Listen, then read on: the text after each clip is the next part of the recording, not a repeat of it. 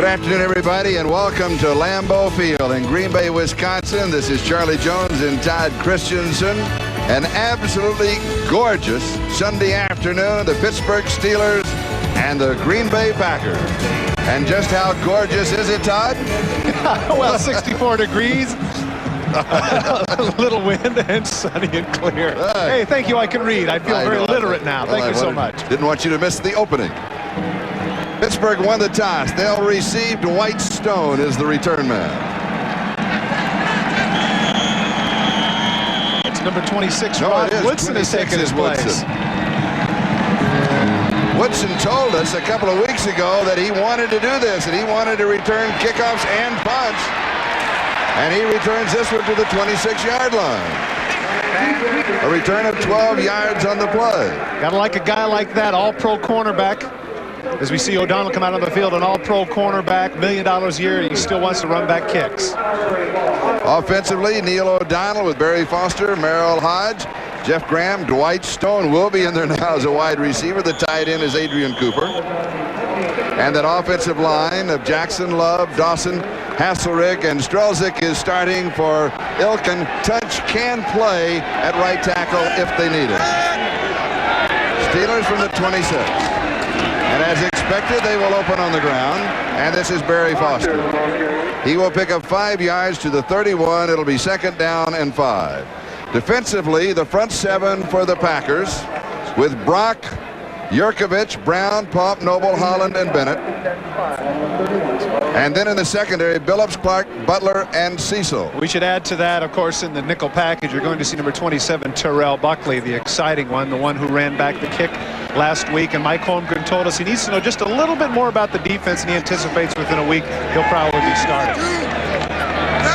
Second down and 5. Hodge is in motion. And here is Barry Foster close to the first down. Tony Bennett with the tackle at the 36-yard line. And this is what the Pittsburgh Steelers want to establish, the running attack. Barry Foster, 5 or more yards on first down. And one of the things that they've been impressive with, Charlie, here particularly, is that they've been able to get crowds out of the game. In the Astrodome in the first week of the season, they fell behind 14-0, but then after the fake punt, they were able to get the crowd out of the game. Here you have a capacity crowd, Green Bay Packers, everybody's excited about the new quarterback, and what do? They come right out and get the first down and get the crowd out of the game. So for the Steelers, their first down of the ball game. Their record, as you know by now, is perfect on the year. It is 3-0. Should they win today and go to 4-0, this will be the first time they have been 4-0 since 1979, and that, of course, was their last Super Bowl year. Jeff Graham comes wide to the right side. And it is first down. Foster straight up the middle has 5 more yards. So in 3 carries, he has picked up 15 yards. Brian Noble makes the tackle. Earlier in the season, I believe it was after the 190-yard game against the Jets, Bill Cowher was quoted as saying, "We're going to give Barry Foster the ball until body parts start to fall off." And of course, Barry got a chuckle out of that. But Bill, when you asked him about it, he didn't chuckle. Wait a minute, what is it? No, but what Bill meant by that is that he said, hey, you know, if it ain't broke, don't fix it. And so far, as you mentioned, 3 carries, 5 yards a carry. You're going to keep doing it. And it is second down. And here is Hodge to the outside, has the first down. When we talked with Hodge yesterday, it was great fun. You spell his last name H-O-G-E. He said he was always embarrassed as a kid. Every time he had the first day of school, you had to get up and say your name. So he put the D in it. And then it messed up all of his records. Said also, in high school football, he was a punt returner. And he would be standing there under the lights on a Friday night waiting for the punt. And the PA announcer would pronounce his name as Merrill Hogg. Merrill Hogg. He said, I would turn beet red even under the helmet. Well, you know, one of the things that's happened with Merrill Hodge here is that he's in somewhat of a subliminal role now. He's the guy that blocks for Barry Foster, and he admitted that's not his favorite thing, but it's necessary.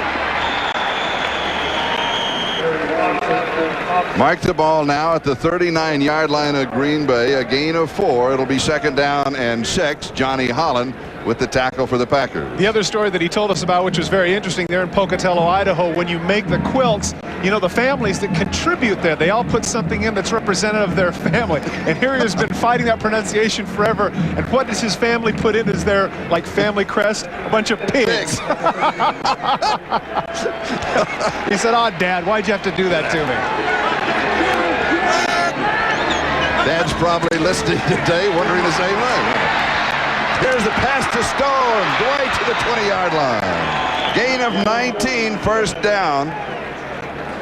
Brian Noble and Chuck Cecil on the tackle. Well, when you establish the run as well as Pittsburgh has early on, play action is going to do this. Backpedal, he sees him come off the ball, gives him far too much room. But then again, Dwight Stone is a 4.26 sprinter. Good job of Ron Earhart in terms of play calling. Would have been easy just to continue to hand the ball off. There, the play action pass, big play. Now they're down to the 20-yard line. And a first down, opening drive of the ball game. 11-17 time remaining first quarter, no score. Stone in motion. And this time Hodge is stopped at the 20-yard line by Robert Brown. It will be second down and 10. Robert Brown was described by his coach as a lunch pail kind of guy. He just shows up and does his job day in and day out. And I really enjoyed chatting with him. A very amiable man. And for somebody who has lived through these last couple of years, particularly with the Packers and lack of success, you got to give him a lot of credit for his mental toughness. Second down and 10. Split backs, Foster on the left, Hodge on the right, passing formation, Stone in motion.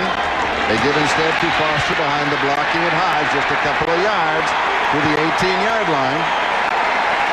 Noble and Johnny Holland lead the way for the Packer defense. It'll be third down and 8.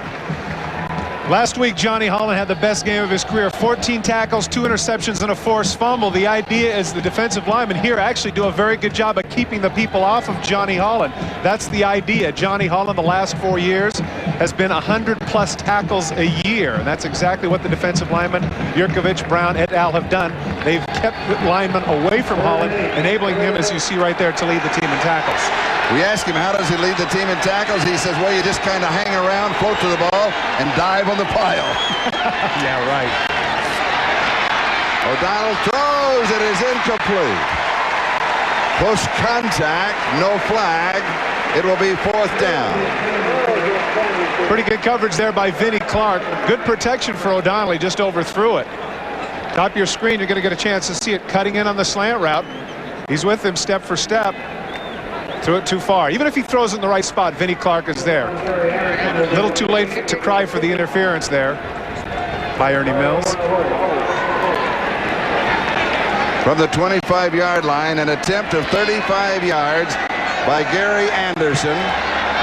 Mark Royals with the hold. And it is good from 35 yards away. And the Steelers move on top by a score of 3-0. We'll be back with the kickoff. This is Charlie Jones and Todd Christensen, and we have a first for the Steelers. Yeah, I don't know if that's an omen or not, but in the first 3 games where they were victorious, the other team scored. This is the first time in 4 games that Pittsburgh gets on the board first. Also, it is the first time that we have not had a Cower Power sign in the stadium. I don't know if that's a sign or not. What kind of a strange statistic is that? What is that? I've been saving it for you. I didn't want you to know about it. Anderson kicking off. Bennett drops it, picks it up, drops it again, picks it up again. Pretty nice return to the 18-yard line. And Richard Shelton made the tackle. And it officially will be a return of 17 yards. And here is the quarterback for the Green Bay Packers, Brett Favre. He'll have Workman and McGee in the backfield, Sharp and Beach as the wide receivers, and his tight end is Ed West. Offensive line, Rutgers, Moran, Campen, Hallstrom, and Robbins. So Green Bay on offense for the first time in the ballgame. First NFL start for Brett Favre.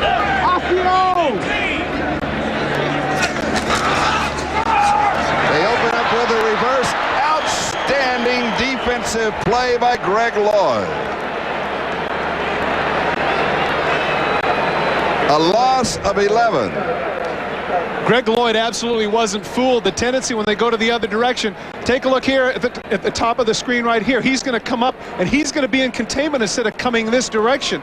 And the result is that Greg Lloyd makes an outstanding play behind the line. Here he comes right here. Sterling Sharp dropped for officially a 10-yard loss. It'll be second down and 20.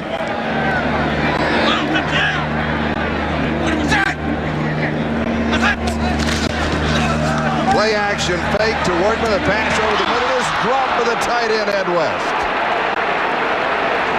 Now let's check in on the Steelers defense. Davidson, Williams, Evans, Nickerson, Little, and Lloyd. And in the secondary, Woodson, Johnson, Lake, and Perry. Darren Perry, you see there, that's their rookie free safety. He's the man that enabled them to trade away Thomas Everett to Dallas. Third down and 20, a sputtering start for the Packers. Sajay Beach, Robert Brooks, Sterling Sharp, 3 wide receivers.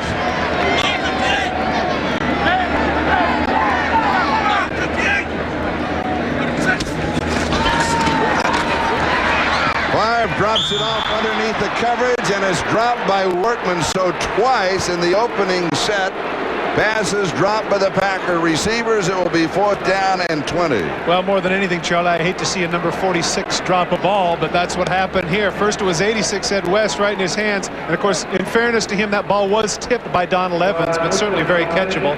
But even if he does come up with a ball, it's only a 5 or 6 yard gain, and the Packers would still have to punt. Paul McJulian will be kicking to the dangerous Rod Woodson. Charlie, last week against the Cincinnati Bengals, he hit an absolute howitzer. He had a 67-yarder. Pretty good kick. Fair catch called for at the 49-yard line. A kick of 41 yards, no return. We'll step aside for a moment. Steelers lead it 3-0. Most people retire to Northern California for the gentle climate. Neil McBain came here to race in the fabled Monterey Historic. And Dean Witter was with him every mile of the way. Respect the power of a client's dream and help them achieve it. That's why 11 years ago, Dean Witter mapped out Neil's financial course with one goal in mind. Victory. Dean Witter. We measure success, one investor at a time.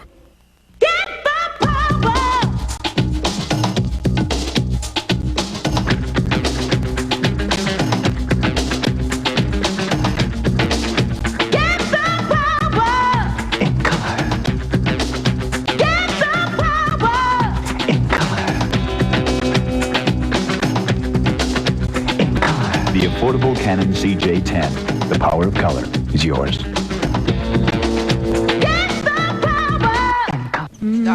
Now at Little Caesars, Cheeser Cheeser.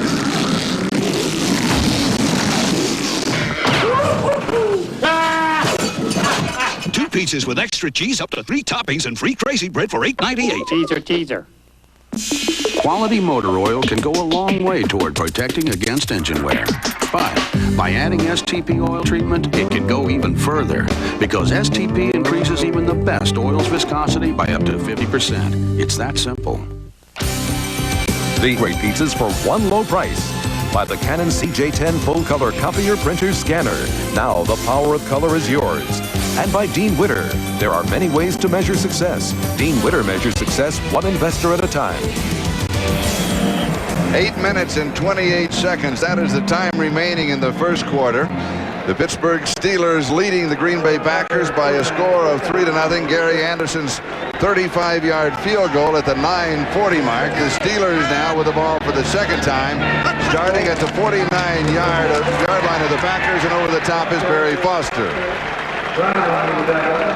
He's going to pick up a yard on the play. It'll be second down and 9. Robert Brown with the tackle. Once again, Robert Brown doing a good job. He talked about the difference in defense between this year's team and last year's team, and his explanation was last year they played a lot of 2-gap, and what that means for the uninitiated is that he tries to get in the way of 2 people just to block blockers out of the way, not to make plays. He says now this year he has the opportunity to go to what he calls a 1-gap situation, and he gets to make plays like he just did there.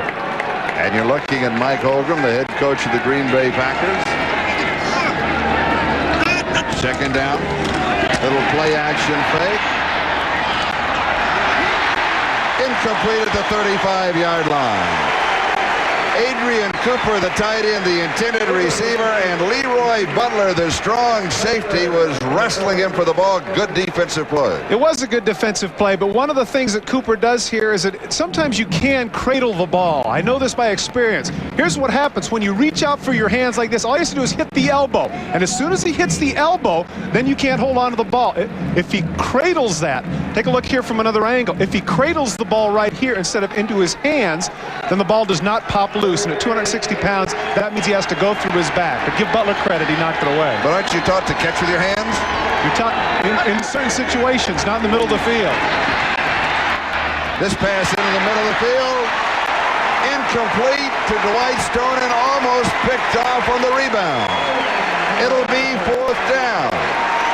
One of the things about Johnny Holland that the Green Bay Packers talk about is his ability to run.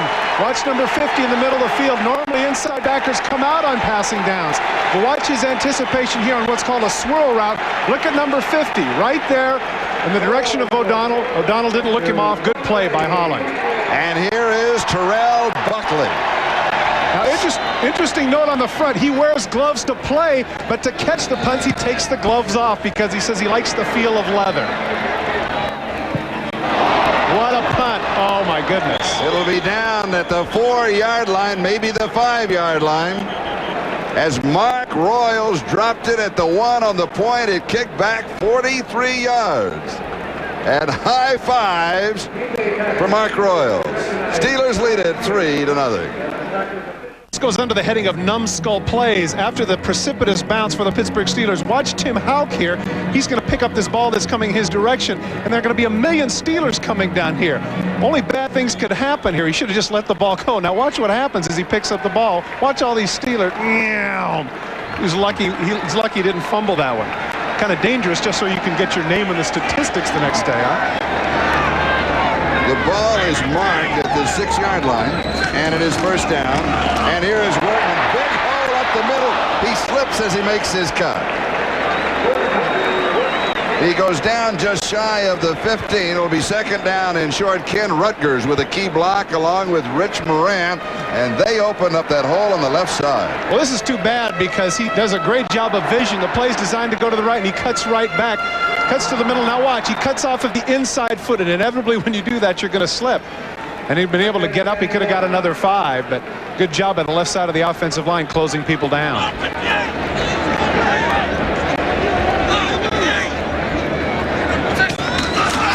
And here is Workman to the right side. He pops through.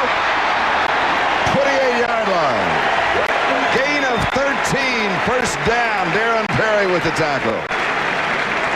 A much maligned offensive line for the Green Bay Packers now for 2 straight plays has done an outstanding job. They come right back to the same play. You can see both Morant and Rutgers does a nice job of keeping Evans away from the flow. They talked about the speed of Evans. He wasn't able to get back, and Workman, the man who missed his senior year at Ohio State, is off to a very good start for the Green Bay Packers. Good lead block there by Buford McGee on Gerald Williams. Same thing that he'd been doing for the Rams and the Chargers. Now he's doing it for the Packers. Play action fake. Buford McGee, 40-yard line. Gain of 12, back-to-back first downs for the Packers. Hardy Nickerson with the tackle. Well, Mike Holmgren didn't get his reputation as an offensive genius for nothing. Here he steals this old play from the Washington Redskins. Counter boot, comes back. Buford McGee with a fake. Out on the flat all alone. Runs over Darren Perry. Gets enough for the first down.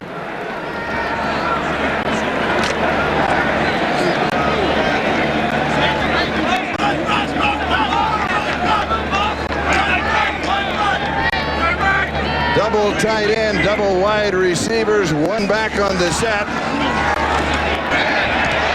On target, Sterling Sharp.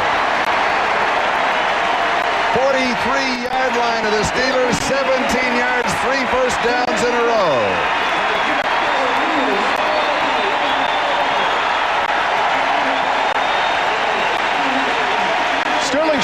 Sterling Sharp with this catch has just established a new record, 59 consecutive games with a catch. He just broke the record that was earlier established by the great James Lofton. And that's some pretty heady company. Lofton, there you see it right there, sterling sharp. A couple of years ago, he had 90 catches for over 1,400 yards. As I mentioned at the beginning of this broadcast, that man right there is considered by many to be the second best receiver in the National Football League behind Jerry Rice. And when we talked with Mike Holmgren, I asked him to compare them, and he said the only thing that he sees as a major difference is, he said, Jerry Rice has better work habits. And he said that's not to denigrate the work habits of Sharp. He says that Rice works 24 hours a day more than anybody else. He had some movement defensively. I think that Favre was trying to catch somebody in the neutral zone and pick up a quick 5 yards, which is a heady move for the quarterback. What they'll do in that situation, if the offensive line is not moved, the defensive lineman is in the neutral zone. Prior to the snap, false start, number 84 offense, 5-yard penalty, repeat first down. Well, I guess Sterling... He was still celebrating. That's right. Sterling was too excited about breaking Lofton's record. He's got plenty... Come on, Sterling, you got plenty of time. There's plenty of records, man. Relax a little bit. DJ Johnson pointing it out. Good call by the official. But let me finish my thought. What Favre will do in that case is just to tap the center. The center will snap. They'll catch somebody in that neutral zone, pick up 5. He didn't know that Sharp was moving. It's first down and 15. And here is Workman cutting back, and he's going to have a couple of yards, and that's going to be it. So it'll be second down and 13. And it's amazing how a penalty, how one mistake can deflate a drive. Well, certainly they had the momentum going. You're right. And I mean, we kind of made fun of it and kind of poo-pooed it like no big deal, 5 yards back. But the way they're driving at that point, you know, it's typical of a young team, and that's the very thing that Mike Holmgren gets upset about, is the fact that as a young team they make too many mental errors. And certainly a veteran like Sterling Sharp should know better. Favre to throw, blitz is on, it is picked up. Good read by the quarterback, completes the pass to the tight end, Jackie Harris. Green Bay Packers have been waiting some time to see the fulfillment of the potential of Jackie Harris, number 80. Here he comes, blitz on the inside, and that vacates the area. There's Jackie Harris over the middle coming up with the ball. You see Carnell Lake coming from his safety position to make the tackle, but much too late. Now they have third and short. Gain of 12. It is third down and 1. So with that play, the Packers regain the momentum. They trail 3-0, 3:14, time remaining first quarter.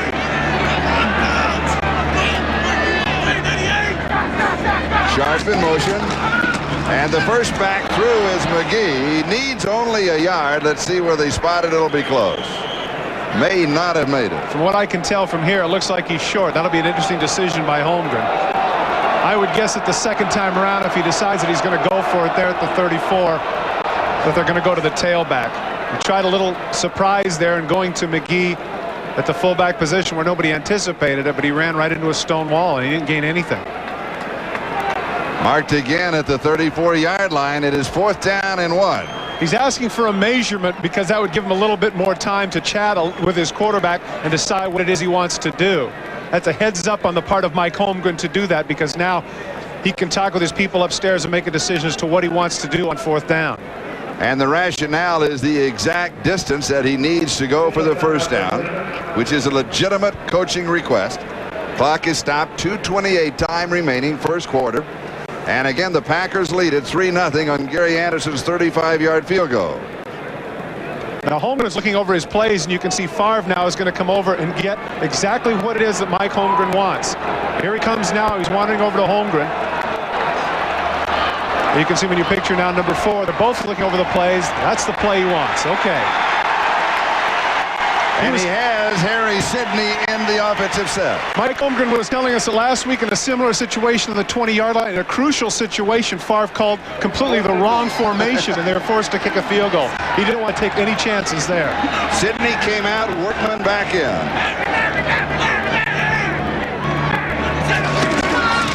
And it is Workman, bad handoff. Bad exchange between Favre and Workman. The Steelers are there. Lloyd with the stop at the 35, a loss of a yard, and Pittsburgh takes over on downs. Well, Mike Holmgren has a legitimate complaint. I mean, how hard can this be? This is the tailback. Just hand the ball off to him. His snap from center is okay, but look, he actually bumps into him here. Look at this. There's no excuse for that. Crucial fourth down play like that, and as a result, Vince Workman has to cut to the outside, and he gets stuffed by pursuit. The reaction here is certainly justified. He can't believe it. We have a timeout, and the Steelers have the lead 3-0. Let's take a look at the sideline. Well, what they have there is the Polaroid shots from the sidelines to see where the linemen are, and what the idea there is to get stance and where the people are set up. But, you know, if they're talking about that last play, they had nothing to do with the bump in the backfield. That wasn't a lineman's fault. Dwight Stone starts in motion. Play action fake. O'Donnell with good protection. Comes to the sideline to Merrill Hodge. And he's going to pick up about 5 yards on the play. They're going to spot it at the 41-yard line, so it'll be 2nd down and 5. Chuck Cecil and Johnny Holland on the tackle. So Hodge, who told us yesterday that he had been upset, particularly in the Houston game, because he wasn't involved with the football that much, has been involved with it more than he expected, I think, in the first part of this ballgame. Well, you know, Charlie, after the '89 season and the 1990 playoffs, both against the Houston Oilers and the Denver Broncos, Merrill Hodge had back-to-back 100-yard games, and I think then everybody assumed he was going to be a big star in this league. But it hasn't worked out that way. But here's Barry Foster. And he's going to get a yard, maybe two. Brian Noble leading the Packer defense. And he also mentioned, with regards to finish that story on Merrill Hodge, is that he understands now that because Barry Foster is going so well, that his role is now one of a blocker and catching some of the short balls out of the backfield. But naturally, when you're 3-0, everything's looking pretty good. It looks a lot better, doesn't it? 3rd and 3. Interesting point here with regards to both the Pittsburgh Steelers and the Green Bay Packers, trying to establish themselves without a lot of stars. You can see right there the Pittsburgh starting offense versus the starting defense of the Packers. There are no Pro Bowl players on the field. O'Donnell all the time in the world to Stone, and he is going to be short. Johnny Holland with the tackle. Holland has been everywhere today. It's funny, Charlie, that you're always talking to receivers about whether or not they know where the sticks are. Well, sometimes defenders do too.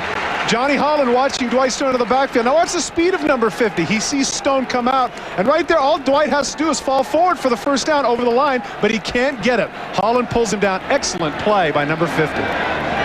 Mark Royals to kick. Terrell Buckley is the return man. Good kick. He takes it at the 7-yard line. Has a block. Flag is down. Good move at the 15. Nice move at the 20s to the 25. Flag is going to erase it. Harry Sidney got the tackle. Charlie, Harry Sidney is the one Sidney is the one they're going to call for this, and the argument is always, is his head ahead of the man that he's blocking? And I think this is a bad call. Right there, you can see he knocks him. When we come back, you're going to get a chance to see that Harry Sidney has his head in front of the man, by my opinion.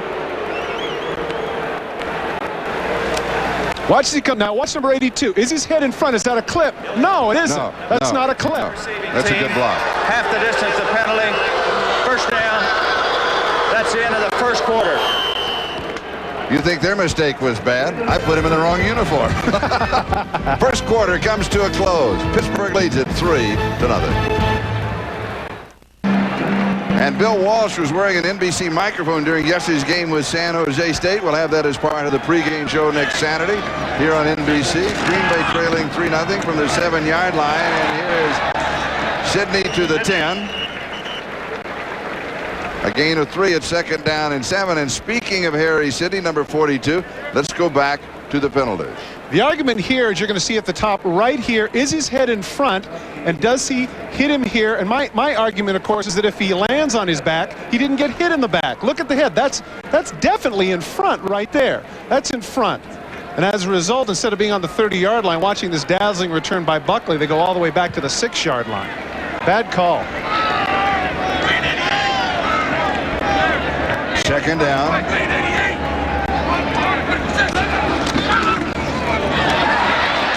And here is Workman. Close to the first down. Greg Lloyd makes the tackle. 17-yard line. This is the third opportunity for the Packers on offense. They have started at their own 18, their own 6, and now from their own 7. In basketball, they call it that first quick step. Watch here. Boink! Right there. He cuts right past David Little. That's an excellent first step by Vince Workman. That's the thing they always talk about with regards to Michael Jordan, Kiki Vandeweghe. But right there you can see Workman. He sees the hole. That one step he's through. Workman also is an excellent receiver. And he said he likes this offense. And remember that Roger Craig led the NFL in receiving in 1988. Well, he has 19 catches so far in this year. He has 5 carries, 30 yards rushing in this ball game. And it's a first down for Green Bay at their own 17-yard line. He just needs a different number. It's a very nondescript number.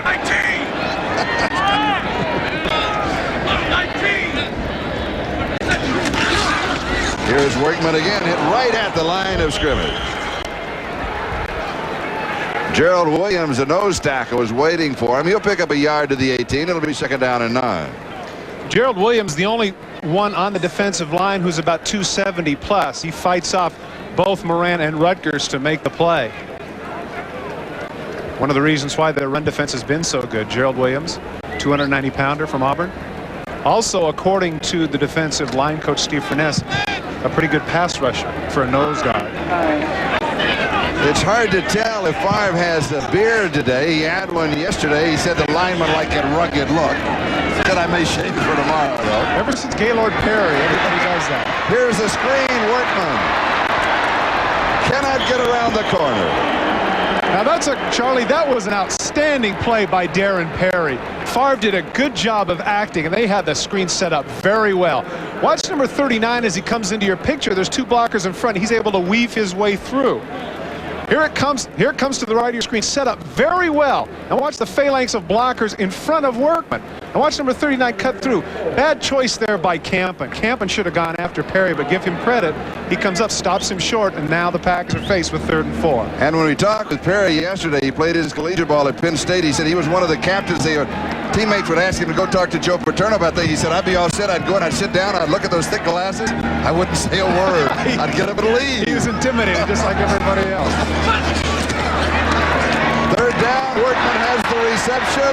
Leans. He may pick up the first down.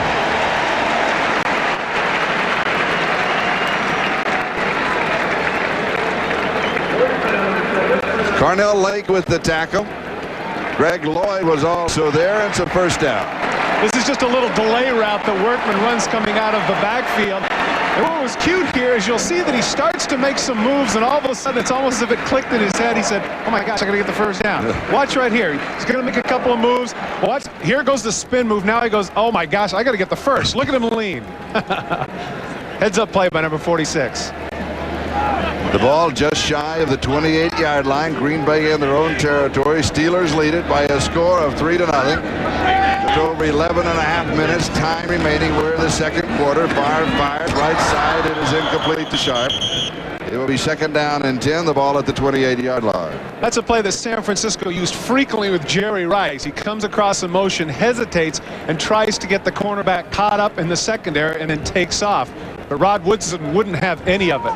Take a look at this in the back of his helmet. The chin strap attached to the shoulder pads. Those of you that follow football closely remember that Jim Richer, the guard for the Buffalo Bills, has something similar to protect his neck, but you rarely see that amongst wide receivers.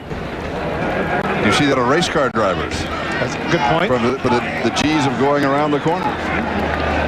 3 wide receivers for Green Bay. Second down and 10. Favre sets up. Pass complete. Workman. And he goes out of bounds. What a year a difference has been. What a difference a year makes. What a difference a year makes. Thank you. I knew I was working on that. For this young man, a year ago he was Atlanta in practice in the rain. He turned around and he was pitching to. You know, that's a funny story because he talks about the year before, his senior year in college. Here I am preparing for Louisiana Tech, and the next year, here I am in the I formation, pitching to the godfather of soul, James Brown. James Brown was at an Atlanta practice because of Jerry Glanville and all of his celebrity fans. He said, how could I think about a ball game? I said, there's a godfather of soul. Yeah, it was definitely a circus down there. He talks about hanging out on the sidelines with the likes of the godfather of soul and MC Hammer. Favre throws, nice touch to Sidney, and he has it. He's out at the 43. The Steeler people might have a legitimate complaint here. Of course, what they're going to say is that he would have been knocked out. This is a great catch by Sidney, but more impressive is Brett Favre's in the pocket, his composure. Look at him scramble around. He actually pushes, ran out of the way. Take a look at the feet here. Are they down? One was down. Take a look and at then he's hit. Watch the right foot right at the last to see if that foot does get down. No, that's Favre going down That's right Favre there. going down. But he had, you know, the quick ruling. There is no replay, of course. The ruling is that he was hit by a defender or the second foot would have been down. And it's a first down at the 43-yard line. And here is Workman, cuts inside to the 46. Workman.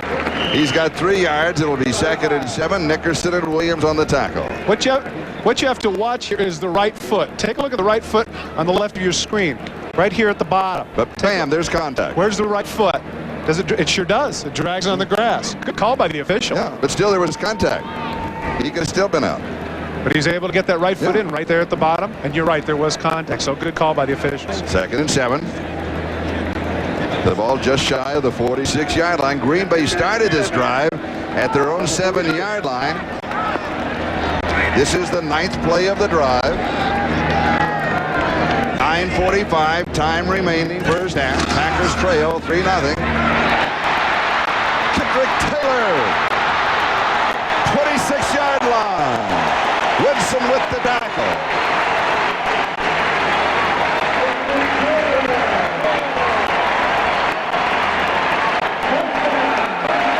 Laser beam, clothesline, frozen rope, whatever you want to call it. The thing that everybody agrees on with regards to Brett Favre is that he can really throw it.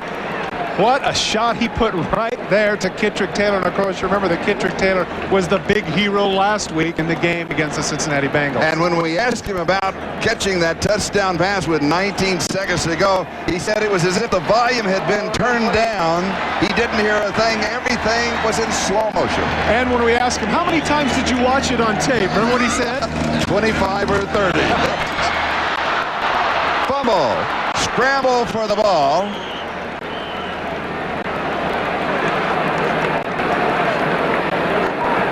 The Packers have it.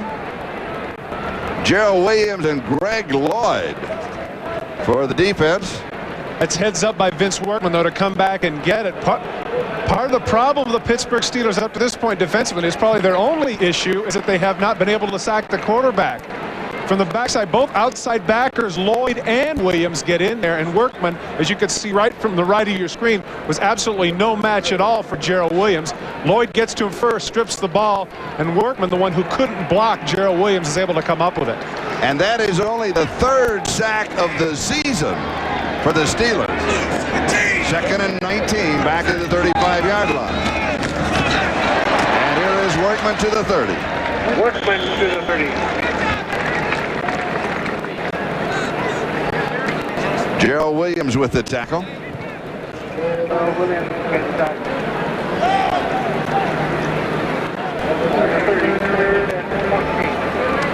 Tough situation here for the young quarterback, 3rd and 14. 7.5 minutes have been consumed on this drive by the Packers. 3rd down and 14 at the Pittsburgh 30-yard line. Again, the Steelers lead 3-0 on Gary Anderson's 35-yard field goal that came at the 9:40 mark in the first period. Favre throws behind Sanjay Beach. It will be 4th down. Well, that was the same play that they worked to Kendrick Taylor, but Sanjay Beach obviously a little discombobulated. He threw it right between the 2 wide receivers. Watch Beach come out on the slant route. Here he comes, and it's right between the 2 receivers. 47-yard field goal attempt by Chris Jackie. Favre is the holder. This is to tie at 3. Good snap, good hold. If it carries, and it does. We are tied at 3. Brought to you by Domino. This is Charlie Jones, Todd Christensen. 7 minutes and 5 seconds. Time remaining in the first half. Pittsburgh Steelers 3. Green Bay Packers 3. Chris Jackie, that 47-yard field goal to tie the ball game, will be kicking off to Rod Woodson. Jackie nails this one. And it will be down for the touchback. We'll bring the ball out to the 20-yard line when we come back. Pittsburgh 3, Green Bay 3. On NBC is brought to you by Chevy Trucks, the trucks you can depend on, the trucks that last. By John Newbean and Company, quality tax-free investment since 1898. By Autolite Spark Plugs, guaranteed for 2 years no matter how far you go. And by Miller Reserve, taste what barley does for beer. The Super Bowl I trophy was not called the Vince Lombardi Trophy. In fact, it wasn't called the Super Bowl either. That game was the American Football League, National Football League Championship game, the longest title in history at the Los Angeles Coliseum. And I keep forgetting, who was the sideline reporter for NBC again? A nice young man who had dark hair at that time, still wore glasses. And little did we know what was in store. Good fake. Here is Tim Jordan. And he is out to the 27-yard line. It'll be 2nd down and 3. Big field goal for the Green Bay Packers and for Chris Jackie. Part of the problem with Don Mikowski getting hurt is he also lost his holder. He missed 2 kicks last week, and he blamed it there on the quarterback, Brett Favre. There, the hold is just right. This is Chris Jackie's way of saying, hey, thanks, partner. I don't feel so bad now. And also, when we talked to Mike Holmgren, the Green Bay head coach, about that, he said, I went right to him. He said, you can't blame the holder. You're a kicker. You miss, you take the responsibility. 2nd down and short. Hodge in motion. And here is Barry Foster. A flag is down.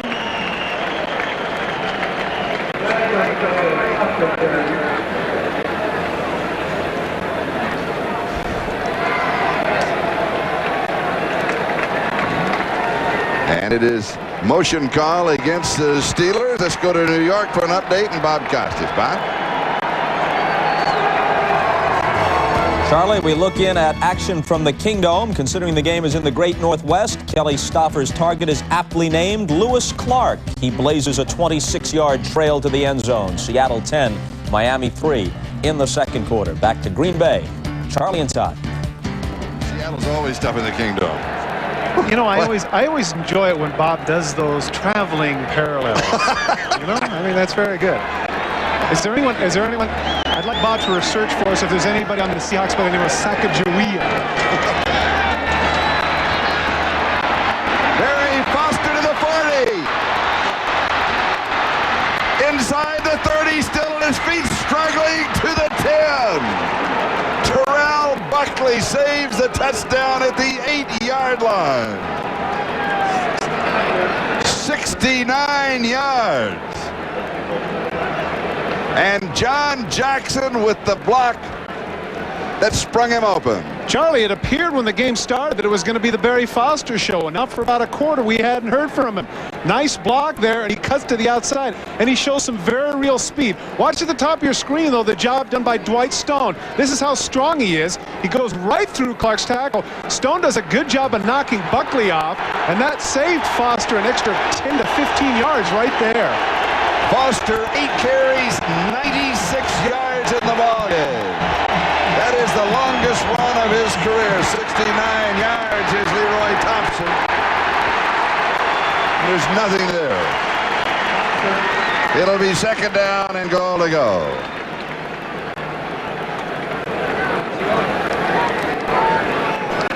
Good job by the left side of the offensive line for the Pittsburgh Steelers. Watch John Jackson pushing Brown to the outside, and then Duval Love cutting inside, cutting off the penetration. And right there, once Pop is down, there's nobody in the secondary. Vinnie Clark is going to run after him, but as we mentioned, at 5'10", 214, too strong for just an arm tackle. And once again, give Dwight Stone credit. Excellent job blocking downfield. Second down, goal to go, 8-yard line. O'Donnell has pressure. Throws it, maybe intercepted at the 5. No, it was trapped. O'Donnell got away with one. It was a terrible throw. He was trying to avoid the sack. You've got to take the loss. You said it there, Charlie. He certainly did get away with one. I'm surprised with the arm strength that he had backpedaling. He didn't just completely throw it out of the end zone. Matt Brock and Robert Brown were putting the pressure on Neil O'Donnell. When they come up the middle, you can see he hesitates a little bit. Now, where is he throwing? He throws it to Hodge, but he sees Clark come up. Now, where's the ball? Is that, oh, that's a catch. That's a catch from that angle. If we can get a sideline look, we'll get a chance to see.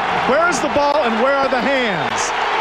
Oh, the hands are definitely underneath the ball. That's a shame. That's an interception by Butler. Third down, goal to go. Here is Stone.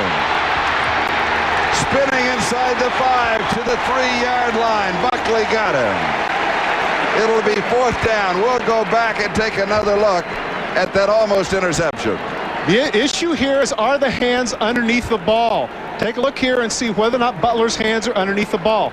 Right here, take a look at the gloves and watch the ball. Here's it comes in. Right here. That's definitely a catch. That's a catch. There, now right here you can see the ball right there that he lost it, but did he have control? I'm not sure he had possession. That's watching it in slow motion. Field goal attempt is blocked. Anderson goes back to cover it. Vinnie Clark got the block.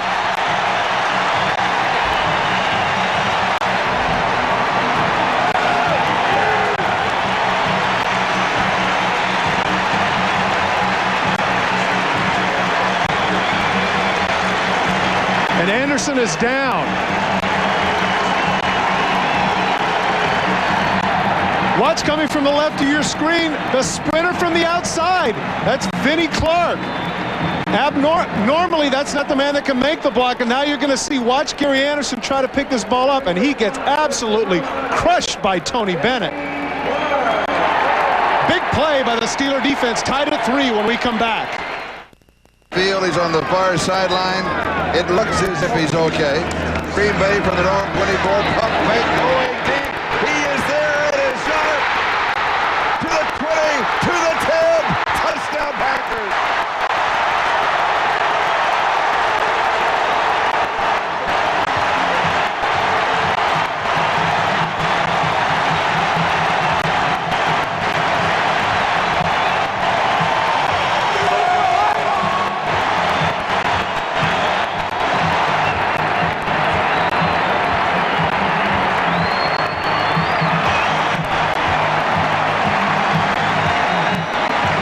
This is the hook and go pattern. 2 All-Pros, Ron Woodson versus Sharp. He bites on the hook, and that's it. It's all over. Favre puts it right on his hands. Darren Perry is an excellent free safety, but he's no match for the speed of Sterling Sharp. 76 yards, back-to-back. Huge plays for the green and gold. And the extra point is good.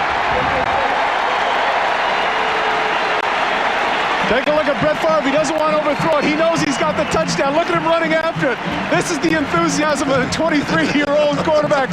Look at him go. He almost beats Sharp to the end zone. The Packers are up by a 10-3 count. Sterling Sharp, yes. That's right. You're my man. He pointed right to him and said, "You're the guy." He laid it right on his hands. What a throw by Favre. Jackie kicks off. Woodson takes it at the 11-yard line, and he is down at the 22. Now, what set up the touchdown? The blocked field goal attempt. Gerald Williams right here is trying to make Vinnie Clark go to the outside like this and take a wider angle to the kicker. Instead, he's unable to do that. And what you're going to see, he gets a direct angle into the kick, and he's able to get a piece of it. That's a big play, of course. set up there by Vinnie Clark and his speed to get that ball. And, of course, without that play, we don't have a 76-yard Favre to show our touchdown pass. Green Bay out in front, 10-3. Pittsburgh first down, their own 23-yard line. 3.5 minutes left to go, first half. O'Donnell throws, passes complete, 41-yard line to Stone, and he is down at the 43, and it will be 20 yards and a first down. Good call by Ron Earhart. He was given far too much air. I realize that Dwight Stone's a fast guy, but backpedaling too far into the secondary, looks like he's going up, and he comes right back to the ball. Give Ron Earhart credit, coming right out and trying to get a big play to take away the momentum of the Packers. That's exactly what O'Donnell and Stone did. When we talked to the quarterback, Neil O'Donnell, yesterday, he said, every game is going to be a struggle for us. Well, he's in the midst of a struggle again, trailing by 7, and he's back to throw. As good protection comes to the near side, it is incomplete to Foster. It'll be second down and 10 at the 43-yard line. Be sure to be with us next Sunday. NBC Sports presents more exciting NFL football action starting at 12:30 Eastern Time with NFL Live. Some of you to see Jim Kelly on the Buffalo Bills air it out against Dan Marino and the Dolphins. Others will join us for that West Showdown. Kansas City at the Denver Broncos, and some of you to see the Colts take on the Buccaneers. So check your local listing. Charlie, you and I will be in Denver for that one, and that's going to be for the AFC West lead. That's going to be a great game. That's a good one. Second and 10. Pass is complete on the sideline. Yes, he had it inbounds. Jeff Graham. A gain of 12 in the first down. Graham, interestingly enough, when we talked to him, only wears shoulder pads as protection. That's the only pads. Well, you know those guys on the outside. Both cornerbacks and wide receivers are speed guys. And Vinnie and Clark should not have been looking into the backfield. He's got to be looking at his man. That's a cardinal sin of cornerbacks. Look at that. That's 6 yards away from Jeff Graham, who makes an outstanding catch. That man, number 81, I'm sure, is the major reason why the Steelers let go of Lewis Litz. Suddenly, Pittsburgh from their own 23, the Green Bay 44. This one is dropped by Graham. It'll be second down and 10 at the Packer 44-yard line. 2:18 left to go in the first half. Watch the decision that 81 has to make. Graham comes across the field. When the ball is thrown in the middle, you decide whether to cradle it or backhand it. Watch, he decides to backhand it here instead of cradling the ball. And the result is he doesn't make the catch. Lynn Swann was famous for jumping and cradling the ball. Watch him jump, and instead of cradling it there with his hand underneath, he has him on top. And instead of catching the ball, he bets it down. Second down and 10. Dwight Stone in motion. And here is Foster to the 41. Gain of 3, third down and 7. And when we talked to the Steelers yesterday, one of the things they said, we've got to get better on third down. Well, they'll have some time to talk about it because we're at 2 minutes. And we'll step aside. The score, Green Bay 10, Pittsburgh 3. Back in a moment. Tune for the Domino's Pizza NFL Live halftime report with Bob Costas, O.J. Simpson, and Joe Namath. Bring you up to date with all the scores and highlights of all the games in the National Football League. Third down and 7. Little play action, fake passes complete. First down, it is Graham. He goes out of bounds, stops the clock. Good play. That was very inventive. Drop play has everybody fooled, including Johnny Holland. Number 50 takes a step up, and that's all Graham needs to be. Watch the right of your screen. Watch number 50. He bites on the fake, and right behind him, here comes Graham, and Holland catches up to him to push him out of bounds. But that's too late. First down, Steelers.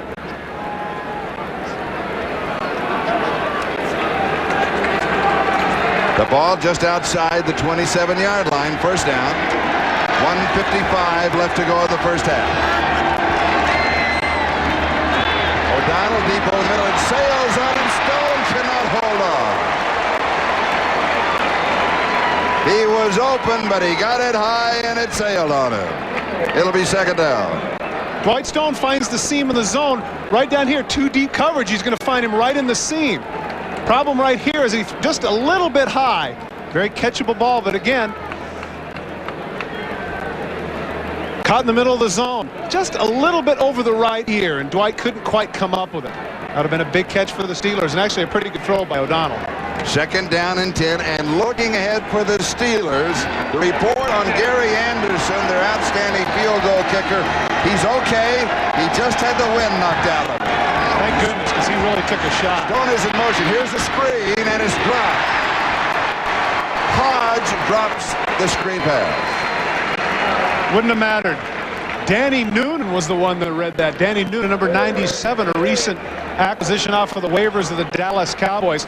Not set up very well. You can see right at the bottom, you can see 97 in the middle of the screen, comes over, and as Hodge drops it, Danny Noonan, former first-round pick of the Dallas Cowboys. O'Donnell's not very happy about it, but Neil, trust me, it wouldn't have gone very far anyway. 3rd down and 10. The Steelers have converted only 1 of 5 third down opportunities. They did that just a moment ago. Now they'll take a timeout to talk it over. 1 minute and 45 seconds. That is the time remaining in an outstanding first half of football. Some very exciting big plays, and as you mentioned, part of the problem of the Pittsburgh Steelers offensively has been their inability to convert on 3rd down. And Charlie, getting the wind knocked out of them here, this is certainly an issue, because if they don't get the 1st down, you're looking at a 45-yard field goal. Not exactly a gimme anyway, but in Gary Anderson's condition, it could be that much more difficult. His longest this year is 42 yards. Program note, Monday on NBC, it's an all-new comedy with the Fresh Prince Blossom Hour, and it's NBC world premiere movie, Fergie and Andrew Behind the Palace Doors. Find out what the tabloids are talking about and what landed Fergie in hot water. It's all new, and it's all on NBC. And I'm not adding anything else to that. That's wisdom. But I'm going to watch. As my mother would say, that is wisdom. 3rd down and 10. O'Donnell is sacked. May take the Steelers out of field goal range.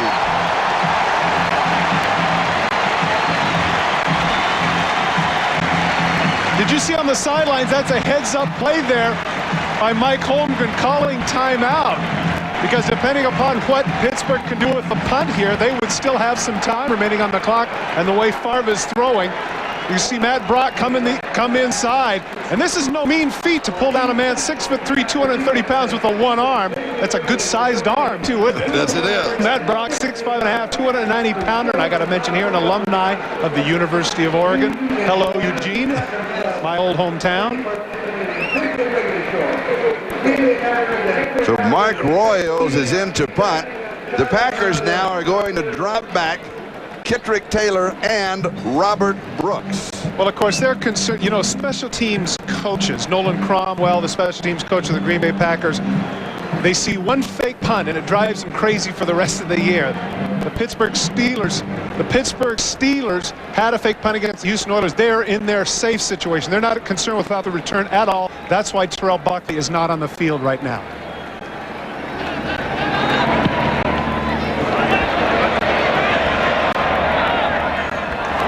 Good play by the Steelers.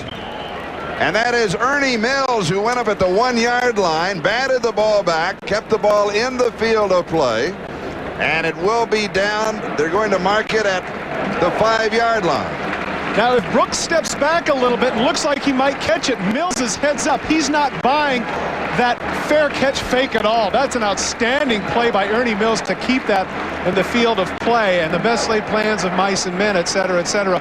Holmgren might have to be content here just to run the clock out. And if you're watching at home and say, is that legal? Yes, it is legal. He goes up. He is in the field of play. The key is if the ball breaks the plane of the goal line. And, of course, the official knows that Brooks had no intention whatsoever of catching the ball. If he's close to the ball in that case, then he couldn't have done it. Otherwise, it'd be fair catch interference. Correct. Right, good call. And here's Workman to the outside, to the 10, out to the 12, maybe the 13-yard line. There's the time remaining in the first half. Green Bay leading by a score of 10-3. The Steelers, you will recall, won the toss and received the opening kickoff, which means that Green Bay will get the ball to start the second half. And it's clear here that that is influencing the decision by Mike Holmgren. They're certainly taking their time here. They're going to run another play. and the Steelers will call timeout, I would guess, after this play if the Packers don't get the first down. Here is Workman leaning across the 15, 16-yard line. Let's see where they spot it. And he should pick up the first down. And he does. And of course, when you think about the second half, don't forget that the Pittsburgh Steelers defense has not allowed a point scored against them in the second half of the first 3 ball games. Certainly that's influential in terms of the fact that they're not calling timeout here and forcing a punt. They feel very confident of the fact that in a number of their games, in fact, all 3 games they have come from behind to win. So being down 10-3 at this point is not a big worry for Bill Cowher and his troops. It is halftime at Lambeau Field. Are you surprised? The Green Bay Packers out in front of the Pittsburgh Steelers by a score of 10-3. Domino Pizza's NFL Live halftime report right after this.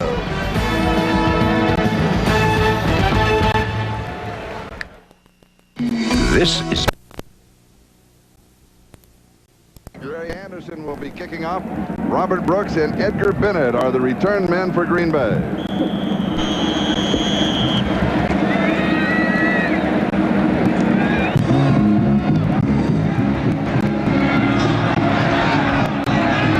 And Robert Brooks watches it go out of bounds. You know very well, Charlie, that Gary Anderson's not feeling too good. And look at how he walks off the field. Look at that little gimp. He is hurting.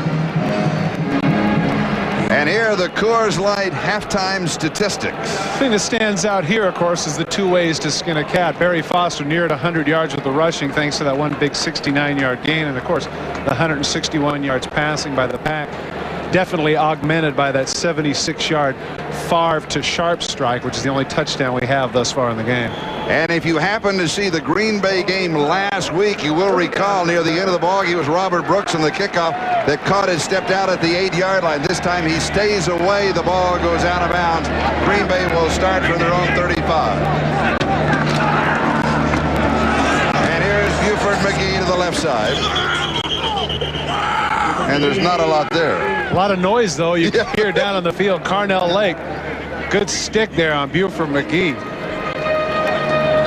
First half possessions, the Packers were really victimized where they started. Look at that. Their best field position was on their own 24-yard line. And that, of course, was the one-play throw to Sharp. Other than that, they've struggled.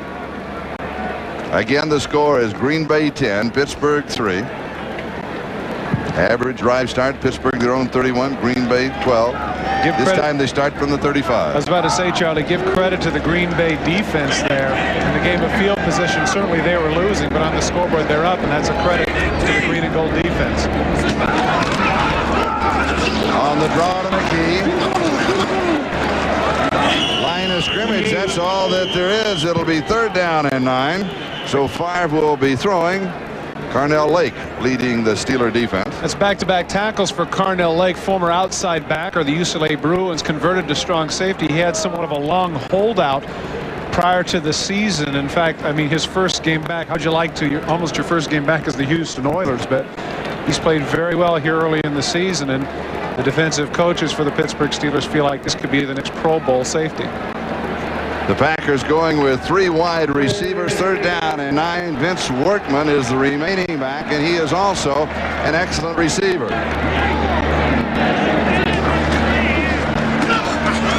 Favre trips as he tried to slip out to the right side. He's going to lose 3 or 4 yards. It will be 4th down. Gerald Williams will get credit for the tackle. Well, watch how fast Greg Lloyd comes over. You're right, Charlie. He trips down. But, of course, as everybody knows, the statistic, this is a sack. He trips over Williams, but will he get credit? Watch Greg Lloyd in a hurry to get over and touch him. Yo, I want that number. That's a sack. The second sack in the ball game for the Steelers, their 4th on the year. And that's the second for Greg Lloyd, too, Charlie. I think he had the first one. McJulian's kick is short.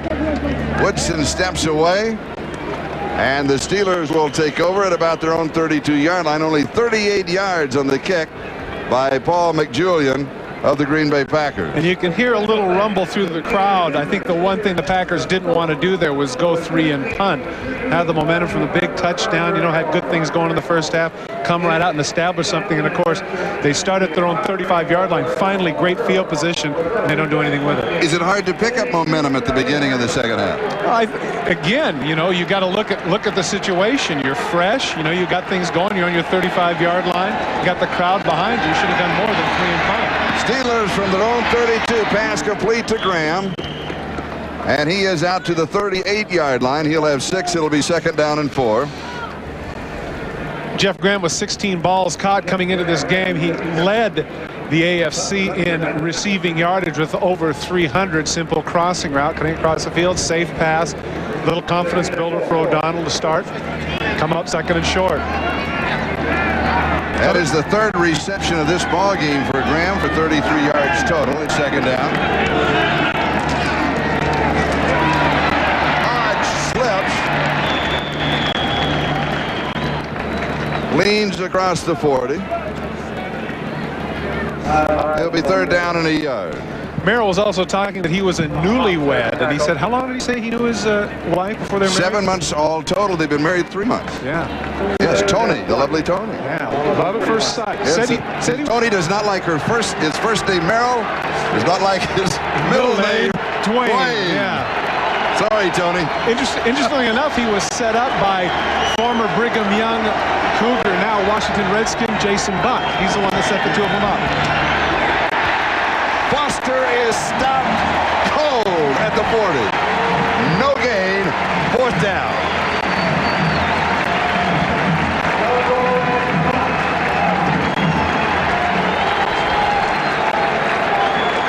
Brian Noble, inside backer, leading tackler for the Packers. Watch him head on right there. Absolutely no place to go.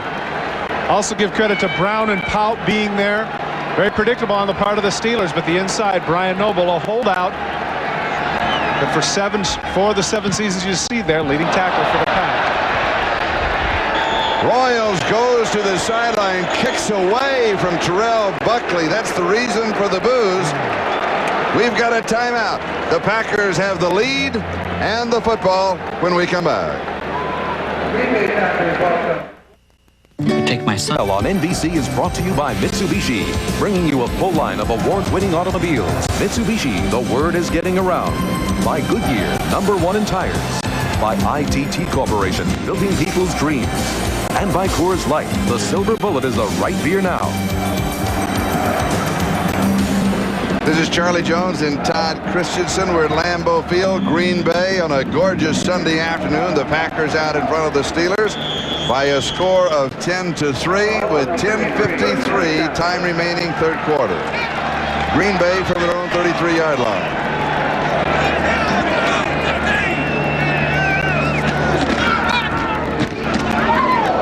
And Workman gets the call.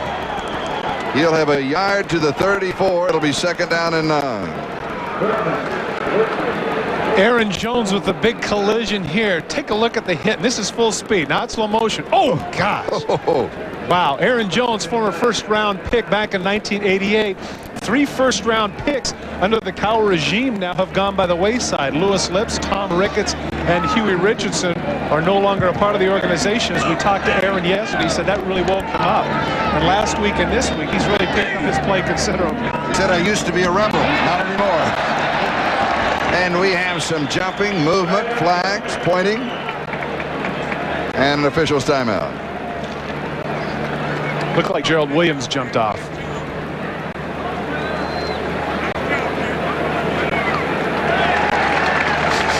No kidding. Gee, that was great, Sherlock. Defense offsides, number 98, 5-yard penalty. Repeat 2nd down. I had no fire with that southern drawl. Is he doing a little number? Oh, he might be. Well, interestingly enough, Mike Holmgren was quoted as saying, I've never had a guy with such a thick accent. I have to know what some of those words mean. That's right. Brett said he's going to have his parents send Mike a Southern Dictionary. Nice bank pass complete to McGee. Woodson with the tackle. Misdirection play again, counter boot, shows the ball. There you see underneath. Here comes Buford McGee. The inside linebacker has to stay with him completely from the other side of the field. You see falling on top of him is David Little, but too late. It's a first down for the Pack. At their own 46-yard line. You might wonder what kind of an arm Brett Favre has in high school. He threw one 71 yards in the air. Yeah, that was with a high school ball. And the air's lighter in high school, I guess. Here's Workman. Now, don't say a high school ball. People will think it's a different football. It's not. No. Don't you realize that if you throw the professional ball, the name Tagliabue is not aerodynamic. It's such a long last name. It cuts down on resistance. James Campen is shaken up on the play. This is one of the least happy Packers right there. Don Mikowski, you remember a couple of years ago, Pro Bowl year in 1989. He was the magic man, but the last 2 seasons have been plagued with injuries. And, of course, last week he had the ankle injury, which they say is going to cost him about 2 to 4 weeks. And, of course, some of the fans have turned on him, as you can see there. We believe in magic, and from Wayne's World, not. James Campen is the injured player. Frank Winters will replace him. We'll step aside for a moment. Saturday afternoon, I called Brett Favre's father, Irvin, in Pass Christian, Mississippi. He was also his high school coach. I asked him what kind of a quarterback was he. He said tough, resilient, strong, but I also found out some other information. The information is that his son has quite a sense of humor. Here's the birthday card he sent to his mother. Mom, you've made me what I am today, but don't let that ruin your birthday. And today is Benita Favre's birthday. Here's a little play action fake by her son. Pass is complete to Buford McGee. Now, you know, of course, that we would never reveal the age of a lady. However, a hint might be. Oh, man, that's awful. That's awful. Man, she's... Well... So the Roman numerals M-I-T-C-H-E-L-L. How much is that? I don't get it. The ball is at the Pittsburgh 40-yard line, first down. You are going to hear from Muy Bonita. Happy birthday, Bonita. Yeah, happy birthday. And here is Workman.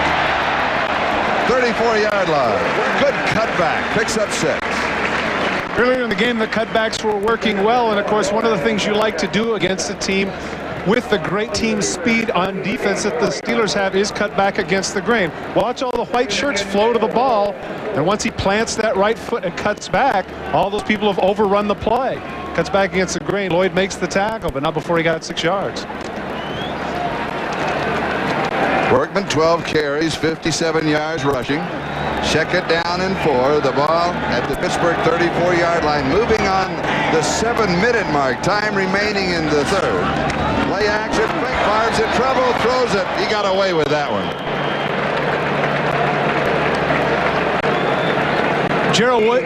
Gerald Williams with the pressure. This was the classic case of fool me once, shame on you. Fool me twice, shame on me. He wasn't buying the counter boot fake this time, and he comes in right on Brett Favre. Once again, every week now, Gerald Williams with the one sleeve on, one sleeve off look. I don't know if he consulted with FloJo or not, but that's the way it looks. That's right. That's his thing. Soon to be cover man on GQ, perhaps. Yeah, I won't hold my breath. 3rd down and 4.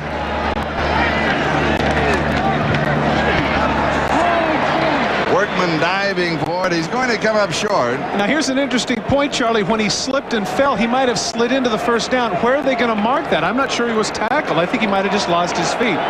If we get a chance to see it again, maybe we can tell. Does a Steeler touch him on the way down? Take a look at the cut. Now watch the interior. Does he get touched? Okay, right there he's touched, but he's not down. Now right there, nobody touches him. He's just sliding there. Nobody touches him. They should have given him the ball right there at the line. Right. He should have gotten the slide. 4th down and about a foot. You saw Brett Favre wander over to the official, and he's calling timeout. And once again, this is certainly a big play where the Packers are concerned. 4th and 1. when we come back. Be with us on NBC next Saturday for one of the most eagerly awaited matchups of the 92 college football season. Stanford head coach and former NBC Notre Dame football analyst Bill Walsh leading the Cardinal against Lou Holt's Fighting Irish. And Bill Walsh was wearing an NBC microphone during yesterday's win over San Jose State. And some of you will get to hear the genius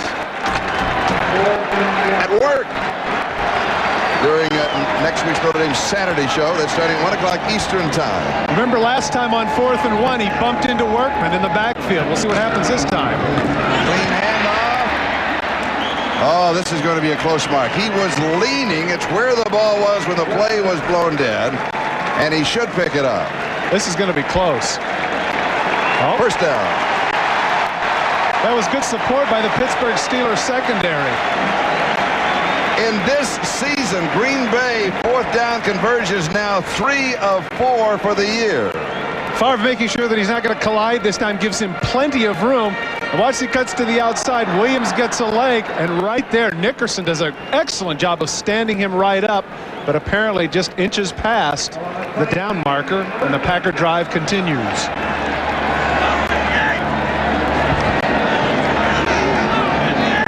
First down, 29-yard line. Workman to the 27, a gain of a couple. It'll be second down and 8. Report on James Campen, the center for the Packers. Return is questionable, a strained left knee. And so Frank Winters is now the center for the Green Bay Packers. Does that cause a problem on the exchange between Frank Winters and Brett Favre? Well, only initially. I would have looked for the first one. In fact, give Winters a lot of credit. A 4th and 1 count, that was a pretty big deal. And I'm sure that they went on a standard snap count, probably 2. Second and 8. Winters bothered by a bit of a hip problem. Favre steps away. Good move. And watch him. He slides at the 10. When I talked to his dad, he said, I keep cautioning he's got to slide. He wants to lower his head and pick up some extra yards. I say, son, it's a long season and a long career. Slide, and he does. Well, this 15-yard gain, you got to remember, too, Charlie, this isn't a little guy. 6'2" and about 220, 225 pounds. All the defensive backs with their backs turned. Favre heads up, sees that, slides in for a first down there inside the 20, down to the 10-yard line. And look at that. Man, that is a young face, isn't it? You know, he struggled at the beginning of last week's ballgame when he came in. He said, I thought I was prepared until I got into the ballgame. Now, this is an interesting point right here, Charlie. The Steelers have yet to give up a point in the second half. Workman to the outside. Flags are down.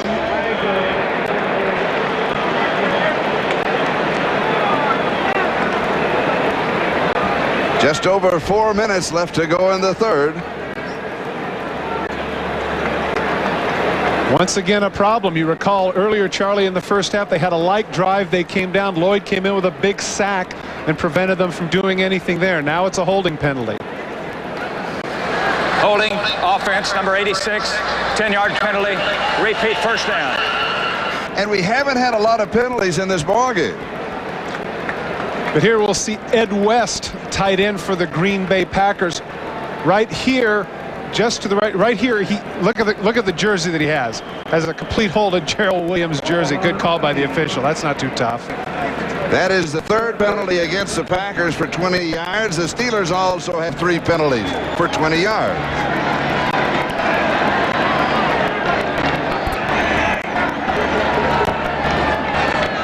First down, now back at the 20-yard line. And here is Workman to the outside. He cannot get around the corner as Gerald Williams was waiting on him. And that's because Gerald Williams didn't get held. But interestingly enough, watch the speed of Donald Evans. If we get a chance to see this play again, watch from the backside. Here at the top of your screen, number 66, he's the defensive end. He, along with Williams, is going to make this play. That's a defensive end. That's a 270-pound man who came completely across the field. They told us the story in the preseason that against the Giants on a draw play, Rodney Hampton went to the right, was completely untouched, 30 yards from a touchdown, and Donald Evans came completely from the other side of the field to make the tackle. And Donald Evans also in pass coverage, he told the coaches he wanted to look at some of the film of the wide receivers. Buford McGee. Rod Woodson in on the tackle, as well as Evans once again. Interesting point. Why aren't they throwing? Why aren't they throwing? Well, in this case, he thought he was going to surprise him here with a drop play. He didn't surprise anybody. Getting back to Evans, however, the Los Angeles Rams had him with the second-round pick, one of the picks they had in the Dickerson trade, and they actually tried to convert him to fullback. There you can see, watch him come off there, getting a piece of McGee and forcing him into the arms of Woodson. Now they have third and very long. 14th play of the drive.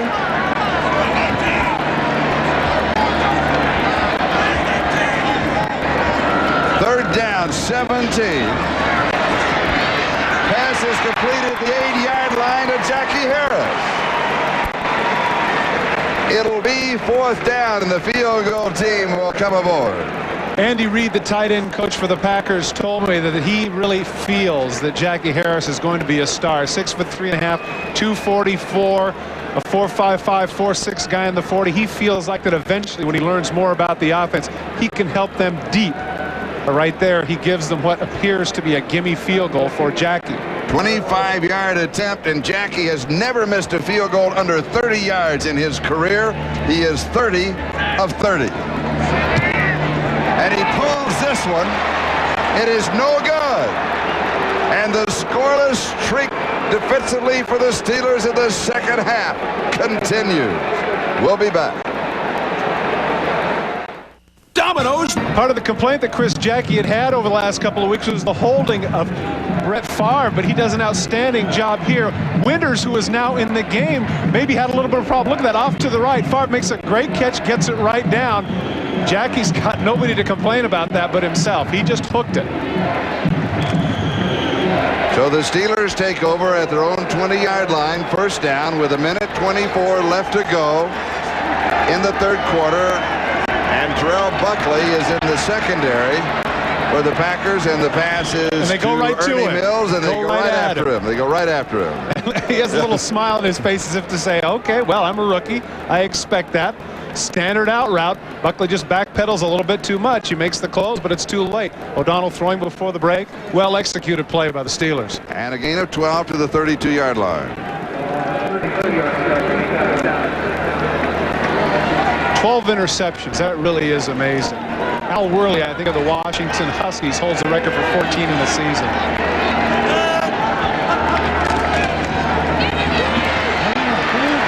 Here is Foster.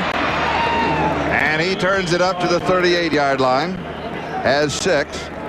It'll be second down and 4. Watch number 93, Robert Brown, trying to get rid of the people in front of Foster. Well, you're going to see number 93 here at the top of your, on this side of the screen. Take a look at what he does here. He's going to tackle Hodge right here. He gets a little confused. He's frustrated. Well, if I can't get the guy with the ball, I'm getting somebody. That ended up being Merrill Hodge. Barry Foster for the Steelers now 11 carries, 104 yards rushing. Remember a couple of weeks ago he had 190, and here he comes again. Flag is down. There wasn't anything there. Robert Brown was waiting on him. Looked like it was in slow motion. Carlton Hasselrig, guard for the Steelers, complaining just a little bit, but not too vociferously. I guess he feels like I got caught. 6-time NCAA wrestling champ. Holding. Number 77 offense. 10-yard penalty. Repeat second down. You don't have 6 years of eligibility. How can you be a 6-time champion? No, he does, because I asked him about that. I say, what was the best year of your life? He says, you know what? The 4 best years of my life were my sophomore year. I had to ask. You did. I had to ask. I apologize to the nation. He won at 2 different levels at NCAA, Division I, Division 1A. Time expired in the third quarter before the snap. After 3, Green Bay leads 10-3. We'll be right back after these messages from your local station. Record when Steeler backs get over 100 yards, 72-12, but right now they're behind by a touchdown. O'Donnell rolls, throws, and is incomplete. Jeff Graham, the intended receiver. And it will be 3rd down and 13 at the 29-yard line. Good pressure by Tony Bennett and John Yurkovich.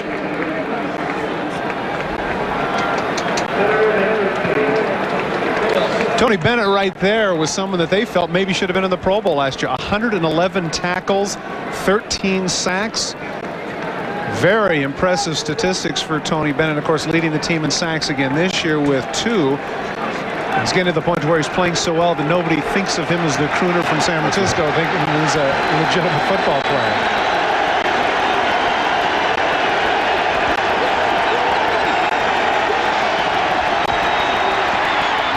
It's sailed on him. It's incomplete. Second time in the ball game that O'Donnell has come high with the pass. It'll be 4th down. A little bit of happy feet on the part of Neil O'Donnell. He's been feeling the pressure. We just mentioned Tony Bennett. On with John Jackson. Jackson's suffering from an ankle sprain a little bit. There he is, right in his face. You can see throwing off the back foot. And as soon as you make a quarterback throw off the back foot, the ball's going to sail. And Mark Royals will be kicking to Terrell Buckley. Gloves are off. It's going to have some room. 25-yard line. Flag is down. He's to the 30. He's to the 35. To the 40. And then out of bounds. Oh, and he was spun around. He is exciting. And again, there was a marker back at the 27-yard line matching his number. Charlie, when I talked with him yesterday, I asked him if it bothered him, the inevitable comparisons between himself and Deion Sanders, and he had a very diplomatic reply. And I would guess that they're going to refuse that because of the great field position. His reply was, look, if I can be compared to somebody that good, I got no problem with that. Team, ineligible man downfield, penalty is declined, 1st down, receivers. And Terrell Buckley, definitely one of the more exciting players in the National Football League, setting up the Packers at the 44 when we come back. The excitement of Terrell Buckley, his hometown is Pascagoula, Mississippi. One of the things that no coaches can teach you is speed. He is an exciting, fast, gets to the outside. You know, it didn't seem like it was that long of a return, but it was more than 15 yards. This is his mom, Laura. He brought mom up along with his sister from Pascagoula. They're living with him here now. This is the back of her jersey. Mrs. Buckley is in the house. I like that. In the house, yeah. She's there for the home cooking. And his favorite meal are red beans, rice, and chicken. Oh, that sounds good. Here's Edgar Bennett.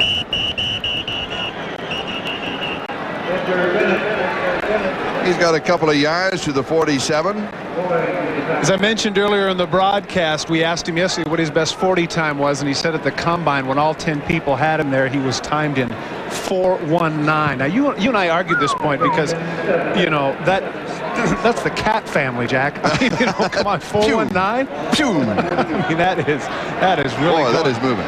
Supposedly, that was the fastest watch of the 10. Well, the slowest was what, 4:29 or something? It wasn't much slower.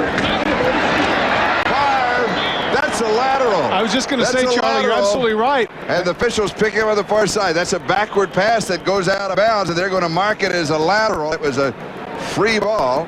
Good job. It went out of bounds. It was marked where it went out of bounds. That's a good job there by Bama Glass, the line judge, coming in to see that. He sprinted right in, pointed his left arm, and said that was backwards. Heads up.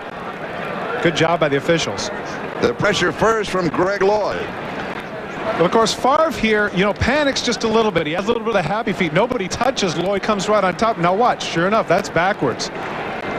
They're very fortunate the Packers were that ball went out of bounds. Lloyd untouched. Almost got his 3rd sack of the day. So the ball is back at the 41-yard line. And the Packers take a timeout. That stops the clock. 13:42 left to go in the ball game. And the head coach is not that happy. BC is brought to you by the new Mazda. Mazda, it just feels right. By Delta Airlines. At Delta, we love to fly, and it shows. By Shit Tracer. It traces every curve on your face. And by Liberty Mutual. At Liberty Mutual, we're facing the issues that face our customers. Welcome back to to Lambeau Field, Green Bay, Wisconsin, where the Packers are leading the Pittsburgh Steelers by a score of 10-3 with 13 minutes and 42 seconds left to go in the ballgame. The Packers took the lead at the 3:40 mark of the second quarter, and they have led since then. Third down and 14. They have converted only 2 of 9 third down opportunities.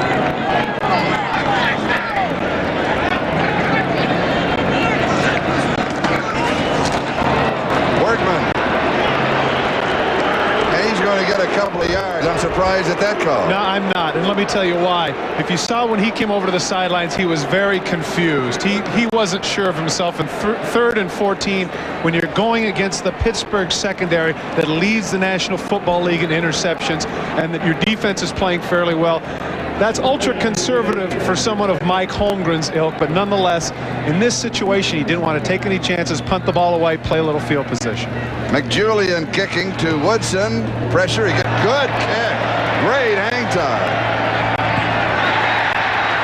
Woodson now makes the mistake. The Packers recovered. It's a touchdown. Do they? They say they do. Yes.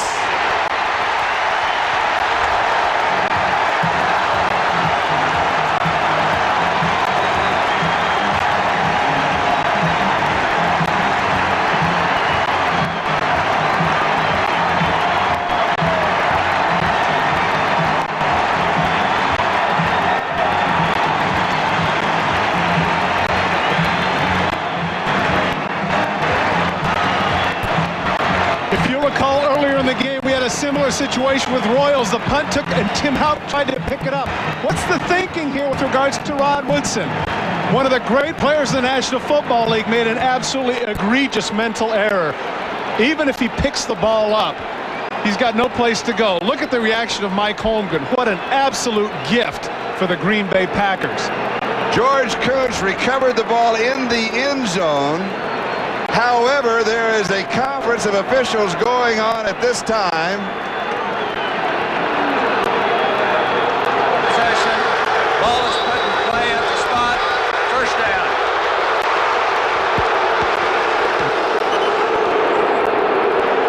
The argument that Sterling Sharp and both Mike Holmgren have right here is whether or not that was a muff.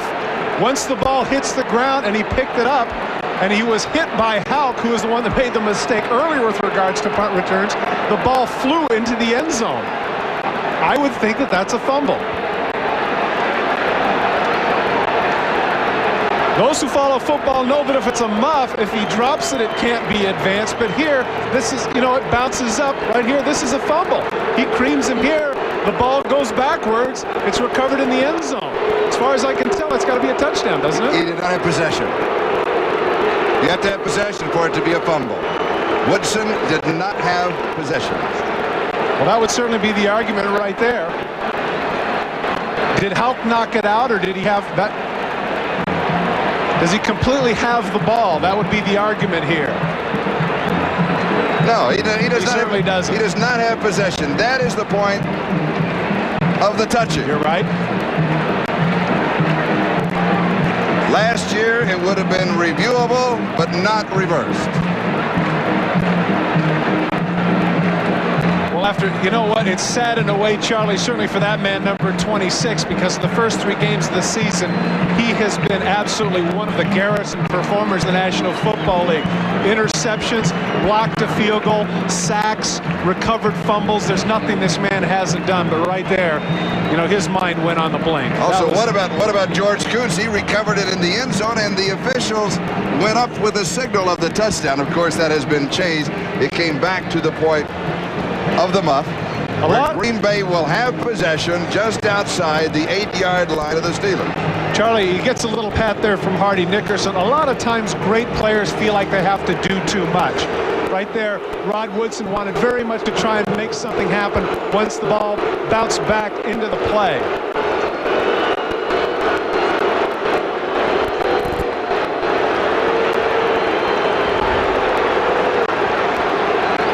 Now Ed Merrifield comes in and calls it a touchdown. But of course, they huddle a little bit later, and as we know by now, the call has been reversed. Coming back to the point, great players like Rod Woodson, they want very much to have the ball in their hands. He thought he could make something happen. but it went the other direction. First down and goal to go at the 8-yard line of the Steelers.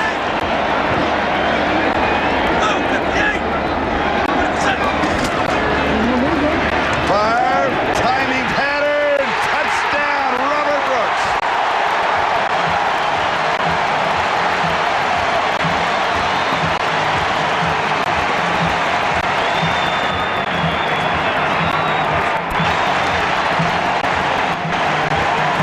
Back-to-back plays against Rod Woodson. This just has not been his day.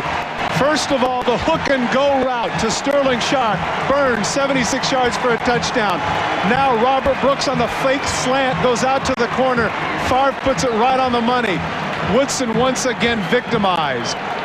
This is certainly going to be one of the more forgettable days for that man, number 26 All-Pro Rod Woodson. First points the Steelers have given up in the second half this year. Here's one more. Packers lead 17-3. Back, Rod Woodson is the return man from the goal line. To the 15, the 20, and then out of bounds at the 24-yard line. Robert Brooks right here is going to run the slant route. Woodson is going to bite on the inside fake, and then Brooks is going to come back out to the corner, and Woodson is not going to be able to come back out. Mike Holmgren, good call here, going right for the kill. Very first play. What a throw by Favre to Brooks. Touchdown Packers. Woodson frustrated not only by the punt return, but by his inability to cover Brooks right there. That is a look of a man who is disgusted with himself. Favre also showing that touch that they said he didn't have. Stone out of bounds, stops the clock. First down at the 35-yard line. And again, as we mentioned, and we need to reiterate it, first point scored against the Steelers defense in the second half of any game this year. Now notice the man, that's Bill Cowher coming over to talk to Rod Woodson, and I'll bet he's telling him right now, look, you have made so many good plays for us. You've done so much for this organization. Please don't get down on yourself right now. This man right here has been a master psychologist in the first 3 games. This shows a lot on the part of the head coach to go to one of these star players and talk to him like that. O'Donnell, a little touch pass, it is incomplete. Foster, the intended receiver, he turned him around. And another thing to keep in mind here, Charlie, the count is 17-3, but there's more than 12 minutes left in the game. This is far from over. Green Bay has scored 2 touchdowns and a field goal. Both of their touchdowns came on one-play drive. 76 yards in one play and 8 yards in one play. In the second half, Green Bay has run 18 offensive plays. This will be the Steelers' 9th, only half. Well, a team that coming into this game was 28th in the league in defense, giving up more yards than any other team in the National Football League, 378 per game. They have really stood up and been counted today, the Green Bay Packer defense. Matt Brock, number 62, with a sack, help to the sideline. Don't forget to be with us next week. NFL Live will start it all at 12:30 Eastern Time. Miami against Buffalo, Indianapolis against Tampa at Tampa Bay, and Todd and I will be in the Mile High City for Kansas City and the Broncos. That's all next Sunday here on NBC. Green Bay next week is at Atlanta. The Steelers have an open date. Here's Foster to the outside, around the corner, has the first down. Barry Foster. Benny Clark finally got him. He adds 13 more yards to his total. 118 on the day. We've been talking up the speed of Johnny Holland. There he has him in the open field, but a little bit of a wiggle right there. And once again, you can't say enough for the fact that 5'10", 214 pounds, this man is not going to be dragged down by grabbing his jersey or arm tackling. First down, 47-yard line. O'Donnell goes deep and is pulled down by Adrian Cooper, the tight end. First down. Throw was a little bit high by O'Donnell, but give Cooper a lot of credit. He went up and got it. 6'5", 260-pound tight end, replacing the injured Eric Green. Good protection, throws it a little bit high, but shows the vertical. Boy, that's getting up pretty good for a guy 260. 4 plays in the drive, 3 first downs. This is the 5th play of the drive. Good protection over the middle, incomplete. Cooper, the intended receiver. A flag is down. He was early. That's a good call by the official. Even though the flag comes in late, a lot of times the fans will boo and complain about it. But that, certainly Leroy Butler was there just a little bit early there on Cooper.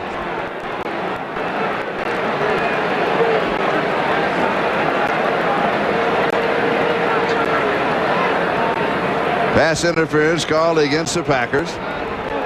And it will be another first down. Is he there before the ball? That's always the argument. Where's the collision? Pass interference, number 36 defense. You can see first the bottom down. right of the corner right there. He's already on top of him. He's already pushed him down before the ball has even arrived. Watch 87 there in the screen coming across. 36 hits him clearly before the ball is there. And it is a catchable ball. First down, 26-yard line. O'Donnell to throw.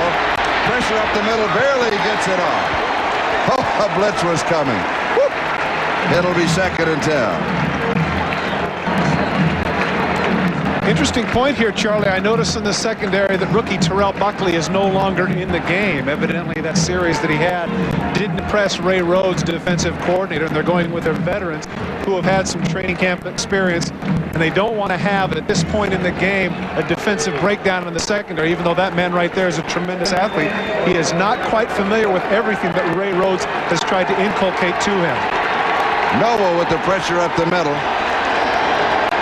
O'Donnell has hit 11 of 23 for 127. Second down. Cooper incomplete. It'll be 3rd down. Let's go to New York City and Bob Costas for an update. Bob? Charlie, here's how the Rams took the 12-10 lead at home over the Jets. Well protected. Jim Everett down the sideline. James Hasty has the coverage on Flipper Anderson, but he overruns the play. And Anderson comes back to the ball for the catch that covers 31 yards for the score. And it's the Rams by 2 at Anaheim in the 4th. And speaking of 2, it's Green Bay by 2 touchdowns here over Pittsburgh. Remember Henry Ellard used to do the somersault in the end zone? I'd like to see him do that again. Now that with the rules a little bit relaxed. It's back. He can do it. Yeah. O'Donnell deep. And it is incomplete. There was contact. Jeff Graham certainly has a legitimate beef. From my vantage point, it looked like Leroy Butler got there a little bit early.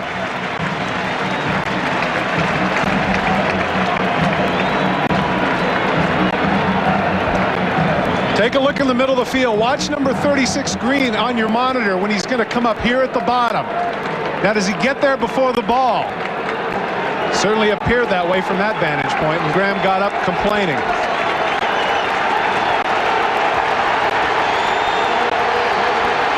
That could be a little bit more than incidental contact, but evidently the official didn't feel so. 4th and 10. Neil O'Donnell turns around, calls for a timeout, stops the clock. 10 minutes, 56 seconds left to go in the game. Packers up by 14. Almost 11 minutes remaining. The Steelers are gambling at 4th and 10. Well, Charlie, in Bill Cowher's mind, it's not really a gamble. If they're to kick a field goal, that means they have to score 2 more times. This way he figures we only have 2 chances to do it. Pass is complete at the 11-yard line. Green Bay says no, they lost it when they came down. The officials are they going to rule it the ground caused the fumble? He certainly bobbled the ball, Charlie, but we were blocked out. It appeared to me that he might have gotten underneath it.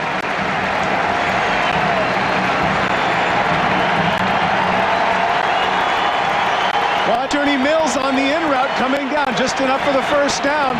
Comes back to the ball. Now watch as he jumps. He certainly bobbles it. Watch the ball. Does the ball come out there? Yeah. There it is. Good call by the official. Good call by the official. Officials are having a good ball game. They are, and they've had a lot of tough calls too. Yes. Lewis Billups was there for the Packers. Green Bay takes over on downs. They have a first down at their own 26-yard line. That's certainly got to be frustrating for Neil O'Donnell because he put that ball right on the numbers. Well, excuse me, that's not right. He didn't put it on the numbers. It was a little high, but catchable, very catchable, yes. That's what he's saying right there. Got to catch the ball. And here is Workman. flag is down back at the 15-yard line. And Favre really took a shot from Greg Lloyd. This is the very thing that Bill Cowher talks about in terms of composure. Greg Lloyd hitting the quarterback there. What's the sense in that? That makes no sense at all. That's a foolish play. There's 10:42 left in the game. If they hold them 3 and punt, they have plenty of time to get back in this football game. And good field position. It's an awful play by Greg Lloyd. Take a look at 95. He's going to come in and he's going to spin. He's going to spin Favre down. Personal foul. Right there, the ball's completely handed off. You got to know right there, you can't hit the quarterback. And that's a little bit of an acting job on the part of Favre. That's some Southern drama. Certainly is, and Lloyd gets tossed out for that. You know what that reminded me a little bit is in basketball, you always see him draw the charge. Yeah. You see Favre go down and hold his head. That wasn't that severe of a hit. Certainly warranting a 15-yard penalty, but... The ball now at the Green Bay 44-yard line, first down, 10:42 left to go. Packers lead it 17-3. And here is Workman. See, the other foolish thing about that too, Charlie, that Greg Lloyd has to be cognizant of is now he's had 2 sacks. Oh, that's good. No, Bill Cowher just brought him out. Right, he wasn't ejected. Well, then that's a good thing because that's their best pass rusher, and certainly here they don't want to lose a player of his magnitude. Steeler, most valuable player last year, career best 8 sacks, as well as making the Pro Bowl, keeping up an outstanding tradition for linebackers there, the Pittsburgh Steelers. Workman now 19 carries, 72 yards for Green Bay, and we expect to see more of him. They want to take some time off of that clock. Packers out in front, 17-3, going for their second victory of this young season. And here is Workman to the 47-yard line. It's going to be 3rd down and 1. He'll pick up 4. Hardy Nickerson with the stop.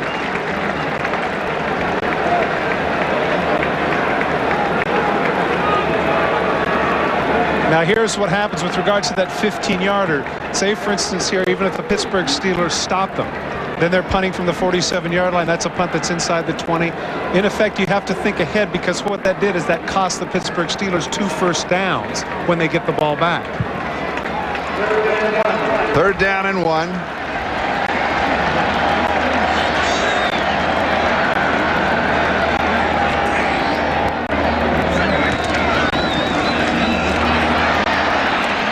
Down. Edgar Bennett, the rookie from Florida State, got it with 1.5 yards to spare. I was surprised here that this call, it starts off east and west. Most of the time you want to go right up the middle. And Bennett Lloyd goes down. Good block there by Ed West, getting rid of Greg Lloyd, and that enabled Ed West, one of the best blocking tight ends in the National Football League. Look at the, you know what he was? He was decleated. He was decleated there. And look at it, he wants the holding call, but he's not going to get it. And Ed West says, yeah, I got you, but I'll help you up too. We get the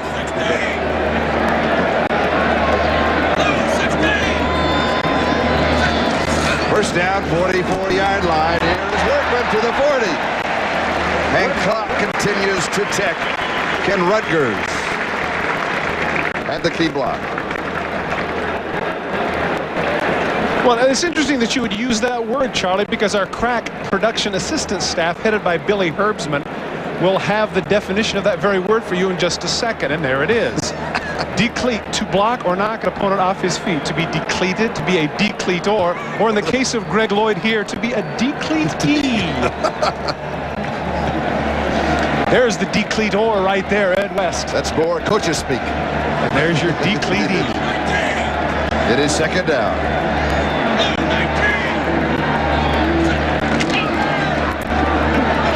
And here is Workman.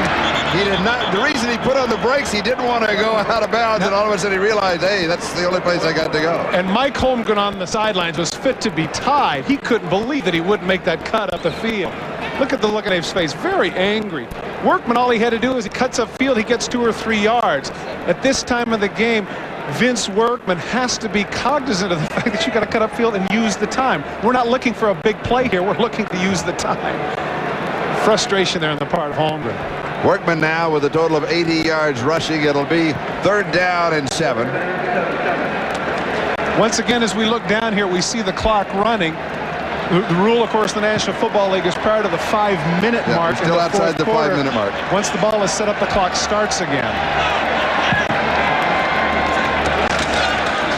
And here is Workman to the 40-yard line. And it will be 4th down. Greg Lloyd along with Lake on the tackle. Now the officials have stopped the clock. Pittsburgh has called a timeout. We'll step away for a moment. Green Bay leading 17-3. He said, when anybody asks me, I say, you got to go talk to the big chief. Well, at those numbers, you can call him whatever you want, but you got to call him Star. What did you say? What Indian was that? Because that's interesting, because apparently he has a career as a coach after this because he's expert at Choctaw. No. Almost straight up and straight down, but then the Packers get the roll.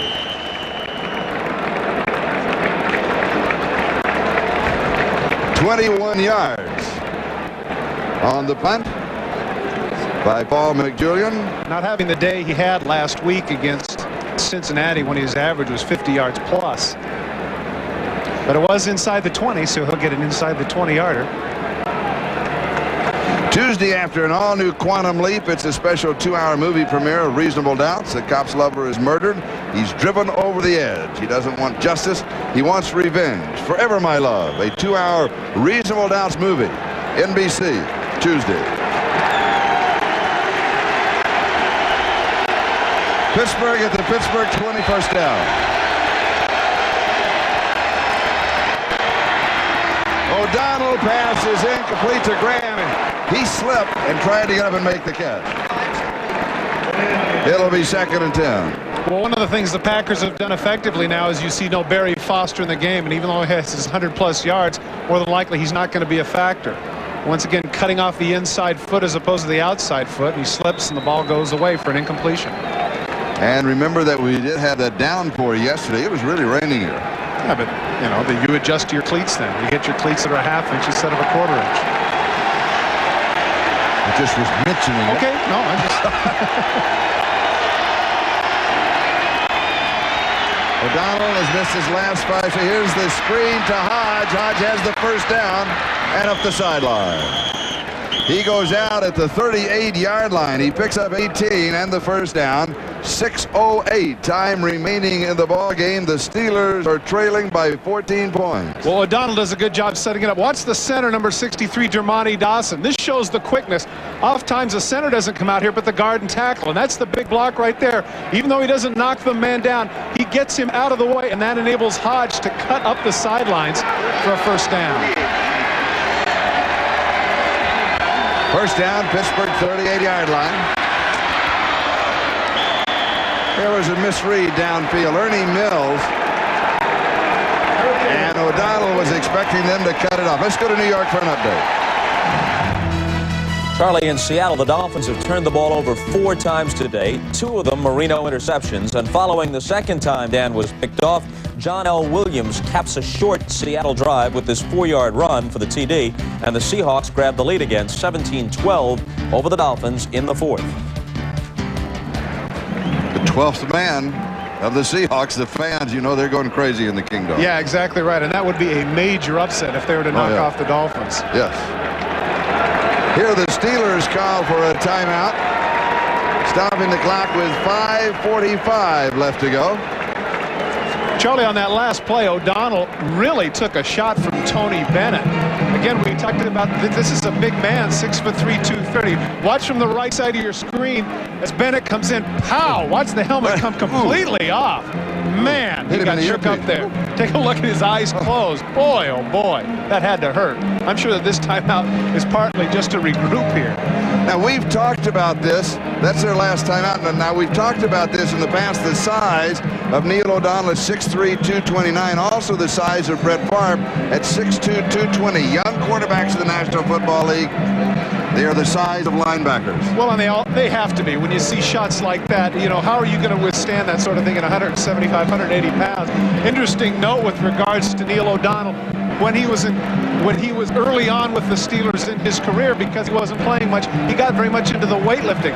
And that's a quarterback right there who got his bench press to 405.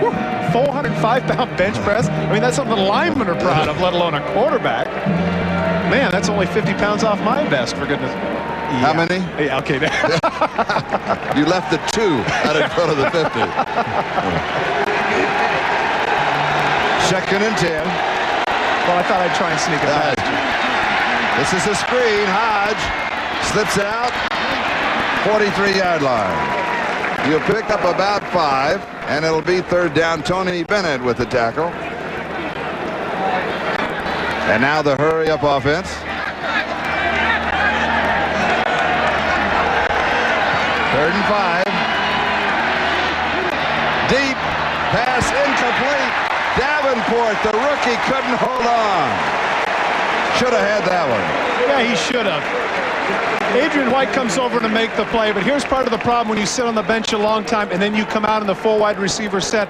Charles Davenport has not been doing much, but this hits him right on the hands. Again, O'Donnell's numbers are not too good, but a lot of the reason here is drop balls like this. And Adrian White with a good defensive play, but right after the football.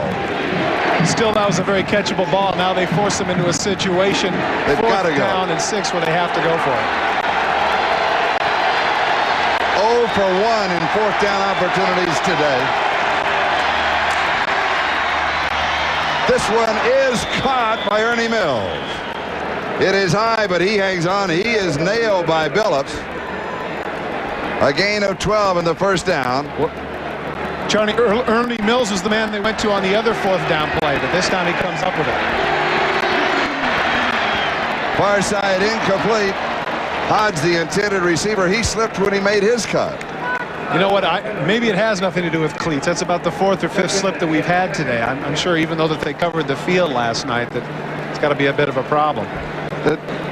Does the fact that they're in shadows now in the afternoon, a little bit more moisture in the grass? No, I don't think so. I don't think that we're really reaching. I know, but I just.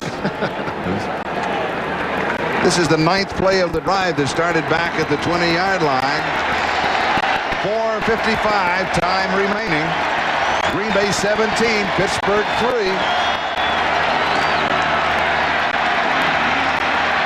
O'Donnell, good protection. Hodge drops it. Now, O'Donnell was looking deep. He came back underneath the Hodge. I think he threw it too hard. There wasn't anybody around him. He really drilled it. Well, you're right. He did throw it too hard, but Merrill Hodge would be the first to tell you I should have caught this ball. Great protection on the part of the offensive line of the Pittsburgh Steelers. He has all day to throw. You see Hodge right there in the middle of the screen. He's looking deep right there. Yeah, he guns it in there. Oh, he does. But certainly, that's a catchable ball where Merrill Hodge is concerned, and he knows it. But he was only about 5 yards away, wasn't he? I'm telling you that if you ask number 33 there, he'd tell you I should have caught that ball. Pittsburgh, remember they told us last night, Neil said, we've got to improve our 3rd down conversion? Bill Cowher said the same thing. Yeah, 1 of 10. They were both right. Here's the screen, and this one is dropped by...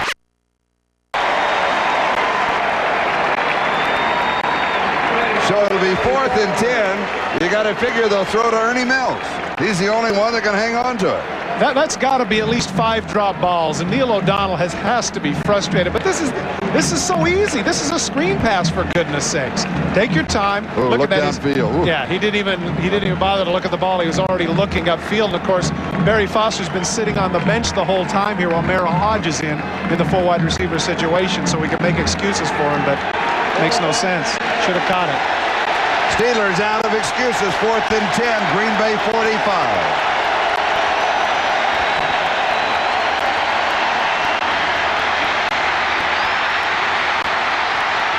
O'Donnell buys a lot of time. He goes deep to Stone. Incomplete at the 3.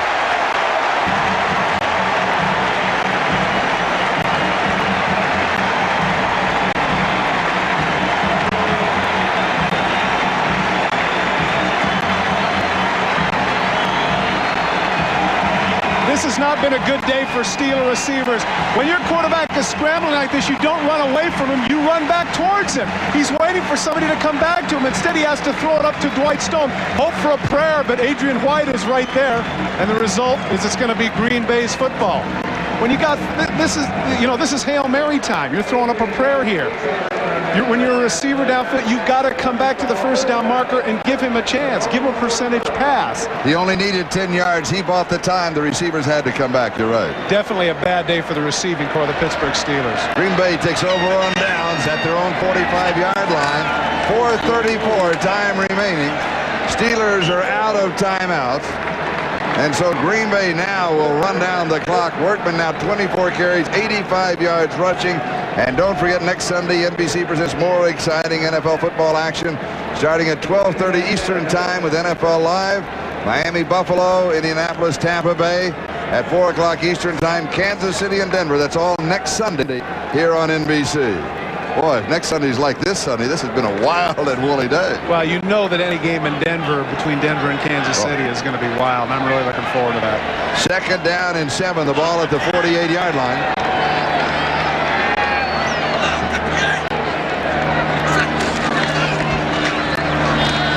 And here is Workman. Remember the last time we were in Mile High Stadium? The divisional playoff game against Houston and John Elway. Elway with 98 yards and 2:07 left. The big cheer you just heard was a baseball score. The Milwaukee Brewers defeated the Oakland A's by a 5-3 count, so they're very much in the National League East race. And in that seesaw battle in the Kingdome, Miami has gone back in front of Seattle, and so it's possible with the Buffalo winning that next week that Buffalo-Miami game be between two undefeated teams. Next Sunday's going to be great on NBC. And here is Workman. And he's working on the clock. That's the reality.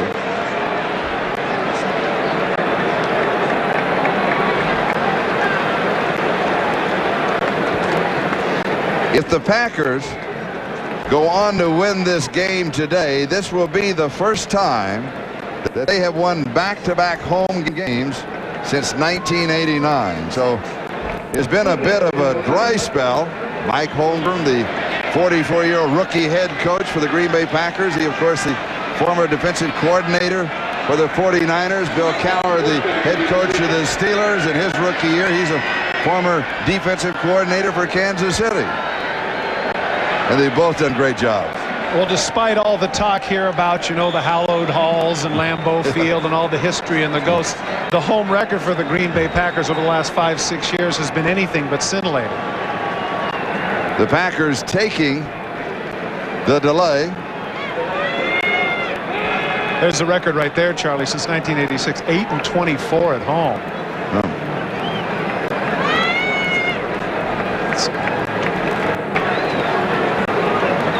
Flying those proudly. That's the most of any organization in the National Football League. Those championships right there, and of course an unprecedented 3 in a row in the 65, 66, and 67 seasons. McJulian with the kick. Woodson takes it on the hop. He's to the 20. Gives ground. He's going to lose a couple of yards. Back from the 20 to the 18-yard line, and George Kuntz makes the tackle. Remember him? He was the one who recovered the ball in the end zone. It was not a touchdown, but it led to one. Back in a moment. Then there were none. It looks as if Bill Cowher, the last undefeated rookie coach, will have his first loss. When we talked to him yesterday, though, he did say he wanted a favor. He wanted to be sure for us to say hello to his mother-in-law, Irene Young, who is recouping from a heart attack in Raleigh, North Carolina, and he sends all of his love.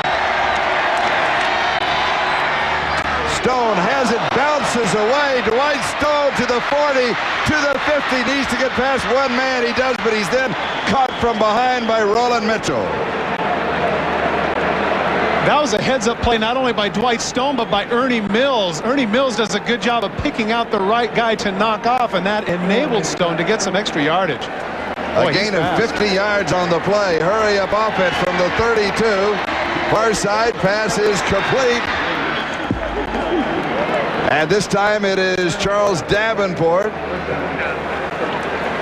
And the Steelers are suddenly on the move. 1:25 time remaining. No timeouts. Trailing 17-3. The ball just inside the 20. Asked the defensive coordinator one time, I said, what does the prevent defense do? And he says it prevents sanity. He said there's no reason for it. What are we doing out here? Let's play our regular defense. But inevitably in the last 2 minutes, this is what you see around the National Football League. First down at the 20 over the middle. It is incomplete to Stone, who was then decked as the ball sailed over his head. 1:21 left to go. It was Chuck Cecil who hit him, just letting him know that he was in the neighborhood. Second down and 10, the ball at the 20-yard line of Green Bay. Packers lead it 17-3.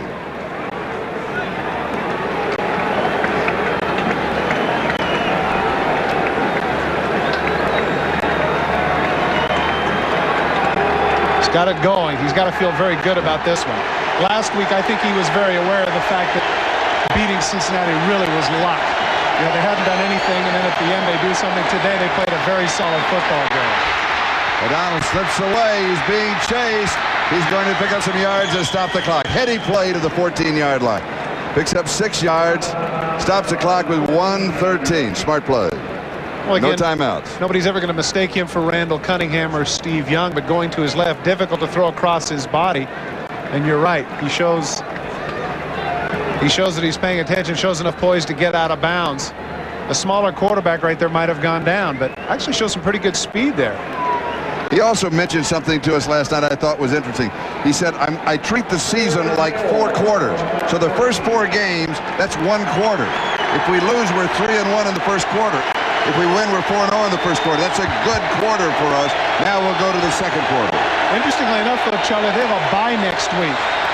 Well, they get a rest before the second quarter. It is almost caught, not caught. Ernie Mills almost made the miraculous one-hand catch as it came off of the fingertips of Dwight Stone. Well, it went on a couple of fingertips. Yeah. Here you see Stone comes off of his fingertips. And there, it looked like it might have come off Vinnie Clark's as well. Going in the wrong direction, he just wouldn't stick in his hand. Ernie Mills, one of the few receivers left who does not wear the tag of 5 gloves. Oh, I take that back. He does have one. He's got the Michael Jackson thing working, the 1 glove. But the ball hit the bare hand. Maybe that's why it didn't stick. 4th down and 4.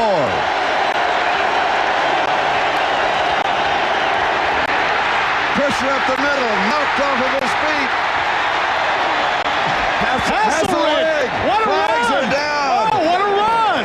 Carlton Hasselrig at 6'1", 287 pounds of swivel hip football player. I tell you what, he showed some move there. Oh, yeah. A stiff arm, avoided some tackles. We've got flags everywhere. That was fun. Boy, he took a shot, too. Of course, we know that they have been a little more lenient with the in-the-grasp rule with regards to the danger of the quarterback. And so he stood up there, and he was really a sitting duck for Matt Brockett up here. And they'll hold the conference.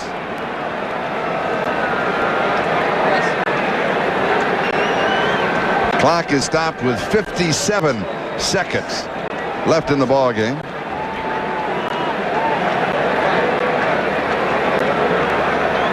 And here's the referee, Howard Rowe. Face mask penalty on the defense. Penalized into the run. 5 yards only. Ball back in the backfield was ruled a fumble. Caught in the air. Return. We bring up 4th down. It was 4th down. The penalty says they get the down over. Now watch the shot that O'Donnell takes here. Held right there. Now watch Brock. He's a sitting duck. Bang! The ball comes out. Hasselrig comes in, and now he's doing his Franco imitation. Bryce Pop takes his face mask. Can't get him down there. Arm. Nobody can take him down. Finally, Johnny Holland has to bring him to the turf. I tell you what, this could be a new fridge. What do you think? That's right. The Hassel fridge. Oh, no, please. That's great. 4th down and 2.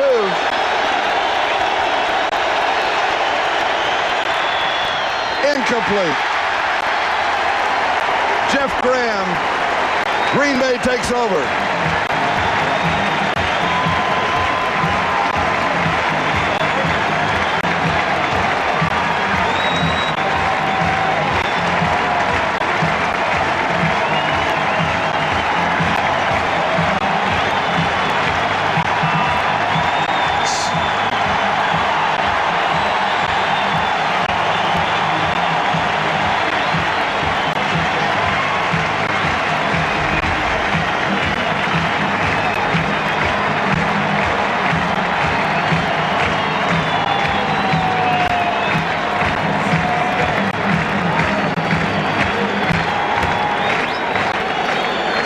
Green Bay taking over on downs, 54 seconds remaining, the ball at their own 13-yard line. Needing only to down it. The Steelers are out of timeouts.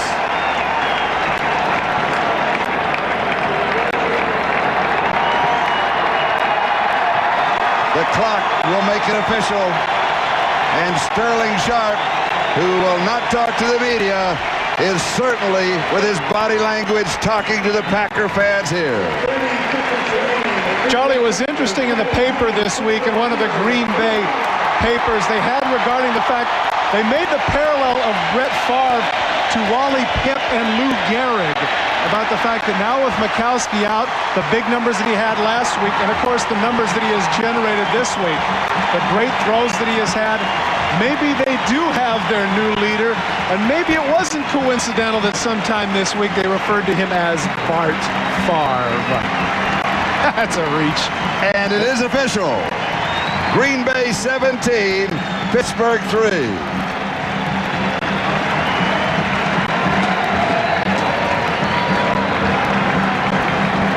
A special thank to our talent spotter, Dave Stepak, who did a super job for us. For Todd Christensen, I'm Charlie Jones. Once again, the final score, Green Bay 17 and Pittsburgh 3.